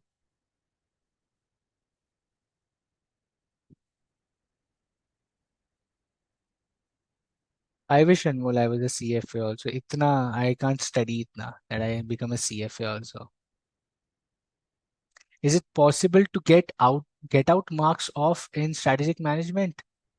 काल को तक थोड़ा English समझ नहीं है, but I get your point. So you're saying full marks to get maximum marks in strategic management? Absolutely है क्या? It's such an easy syllabus, man. It's all common sense, and you guys are super smart. Your answers tell me your business acumen is absolutely high. All of yours business acumen is absolutely high. All of this is business strategy. Common sense ही है ये तो.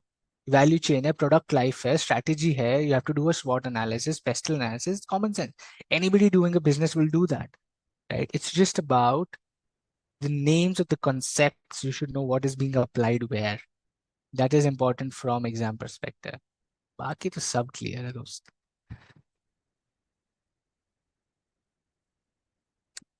BOS portal shows there will be class tomorrow. I think I am communicated there is a system update, so there won't be any class tomorrow on 15th.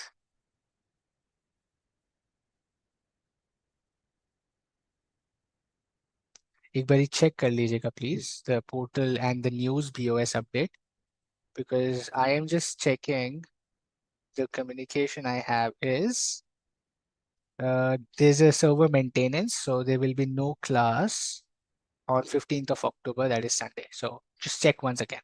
Just wanted to keep you guys aware, which is important. You should know this. Cool. With that, study materials really are building the foundation. Absolutely, Prince. You know it better than anybody else. You've given the exams once, so you know it, right? 6 months enough for preparation? Yes, Jay. Absolutely. It's enough if you are disciplined. Discipline है तो 6 महीने बहुत है दोस्त. Absolutely, Aditya. Everyone should think about that. How much do we have to score in one subject and overall how much percentage? Priya, that remains the same as previous one. The marking scheme hasn't changed much, right? पहले जैसा ही है. Answer presentation tips, we'll do that in coming sessions. I will have a full session on how to tackle examinations with you guys. So just wait for that. We'll do that. घबराने का नहीं, we'll do that.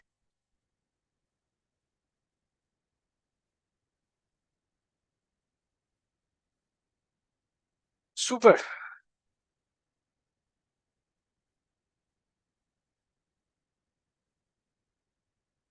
Awesome, Hardik. Thank you so much.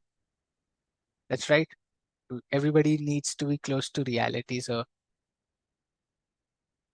how is PLC for a business when a company enters the market at maturity stage? Decline will start early in such cases? Absolutely, yes, Janki. That's where the strategy comes into picture. If you're entering into a market with a product which is at maturity stage, you know it's going to decline very soon. So you should be mentally prepared कि मैं 2-3 साल के लिए business करने वाली हूँ in this particular product, right? Tushar PDF download कर लो. It's on the BOS portal. Download the PDF, start reading. आजकल तो डिजिटल जमाना है. Everything about me, Gunjan, and everybody asking कि what I've done, am I an MBA? how did I do practitioner and employee, right? You have all information on LinkedIn, right? Also, so you can go do that. Plus all about me in the last session. I always keep the last session about one-on-one conversation about me and examinations. All right. Cool. With that, Saturday, 9:32 a.m. Enjoy India-Pakistan match today. Tomorrow, we don't have a class in the morning, at least for strategic management is what I know. So enjoy your Sundays. I'll meet you next week. Till then, practice, read all the subjects, do study materials, practice a lot of questions. We will be on time on the syllabus, so do not worry about that. I know how to go faster into syllabus with all the concepts. So be assured we will do this well within time for you to prepare. Okay. So that's there. I'll see you next week, guys. Same time, Saturday, 7 a.m. Take care. Bye.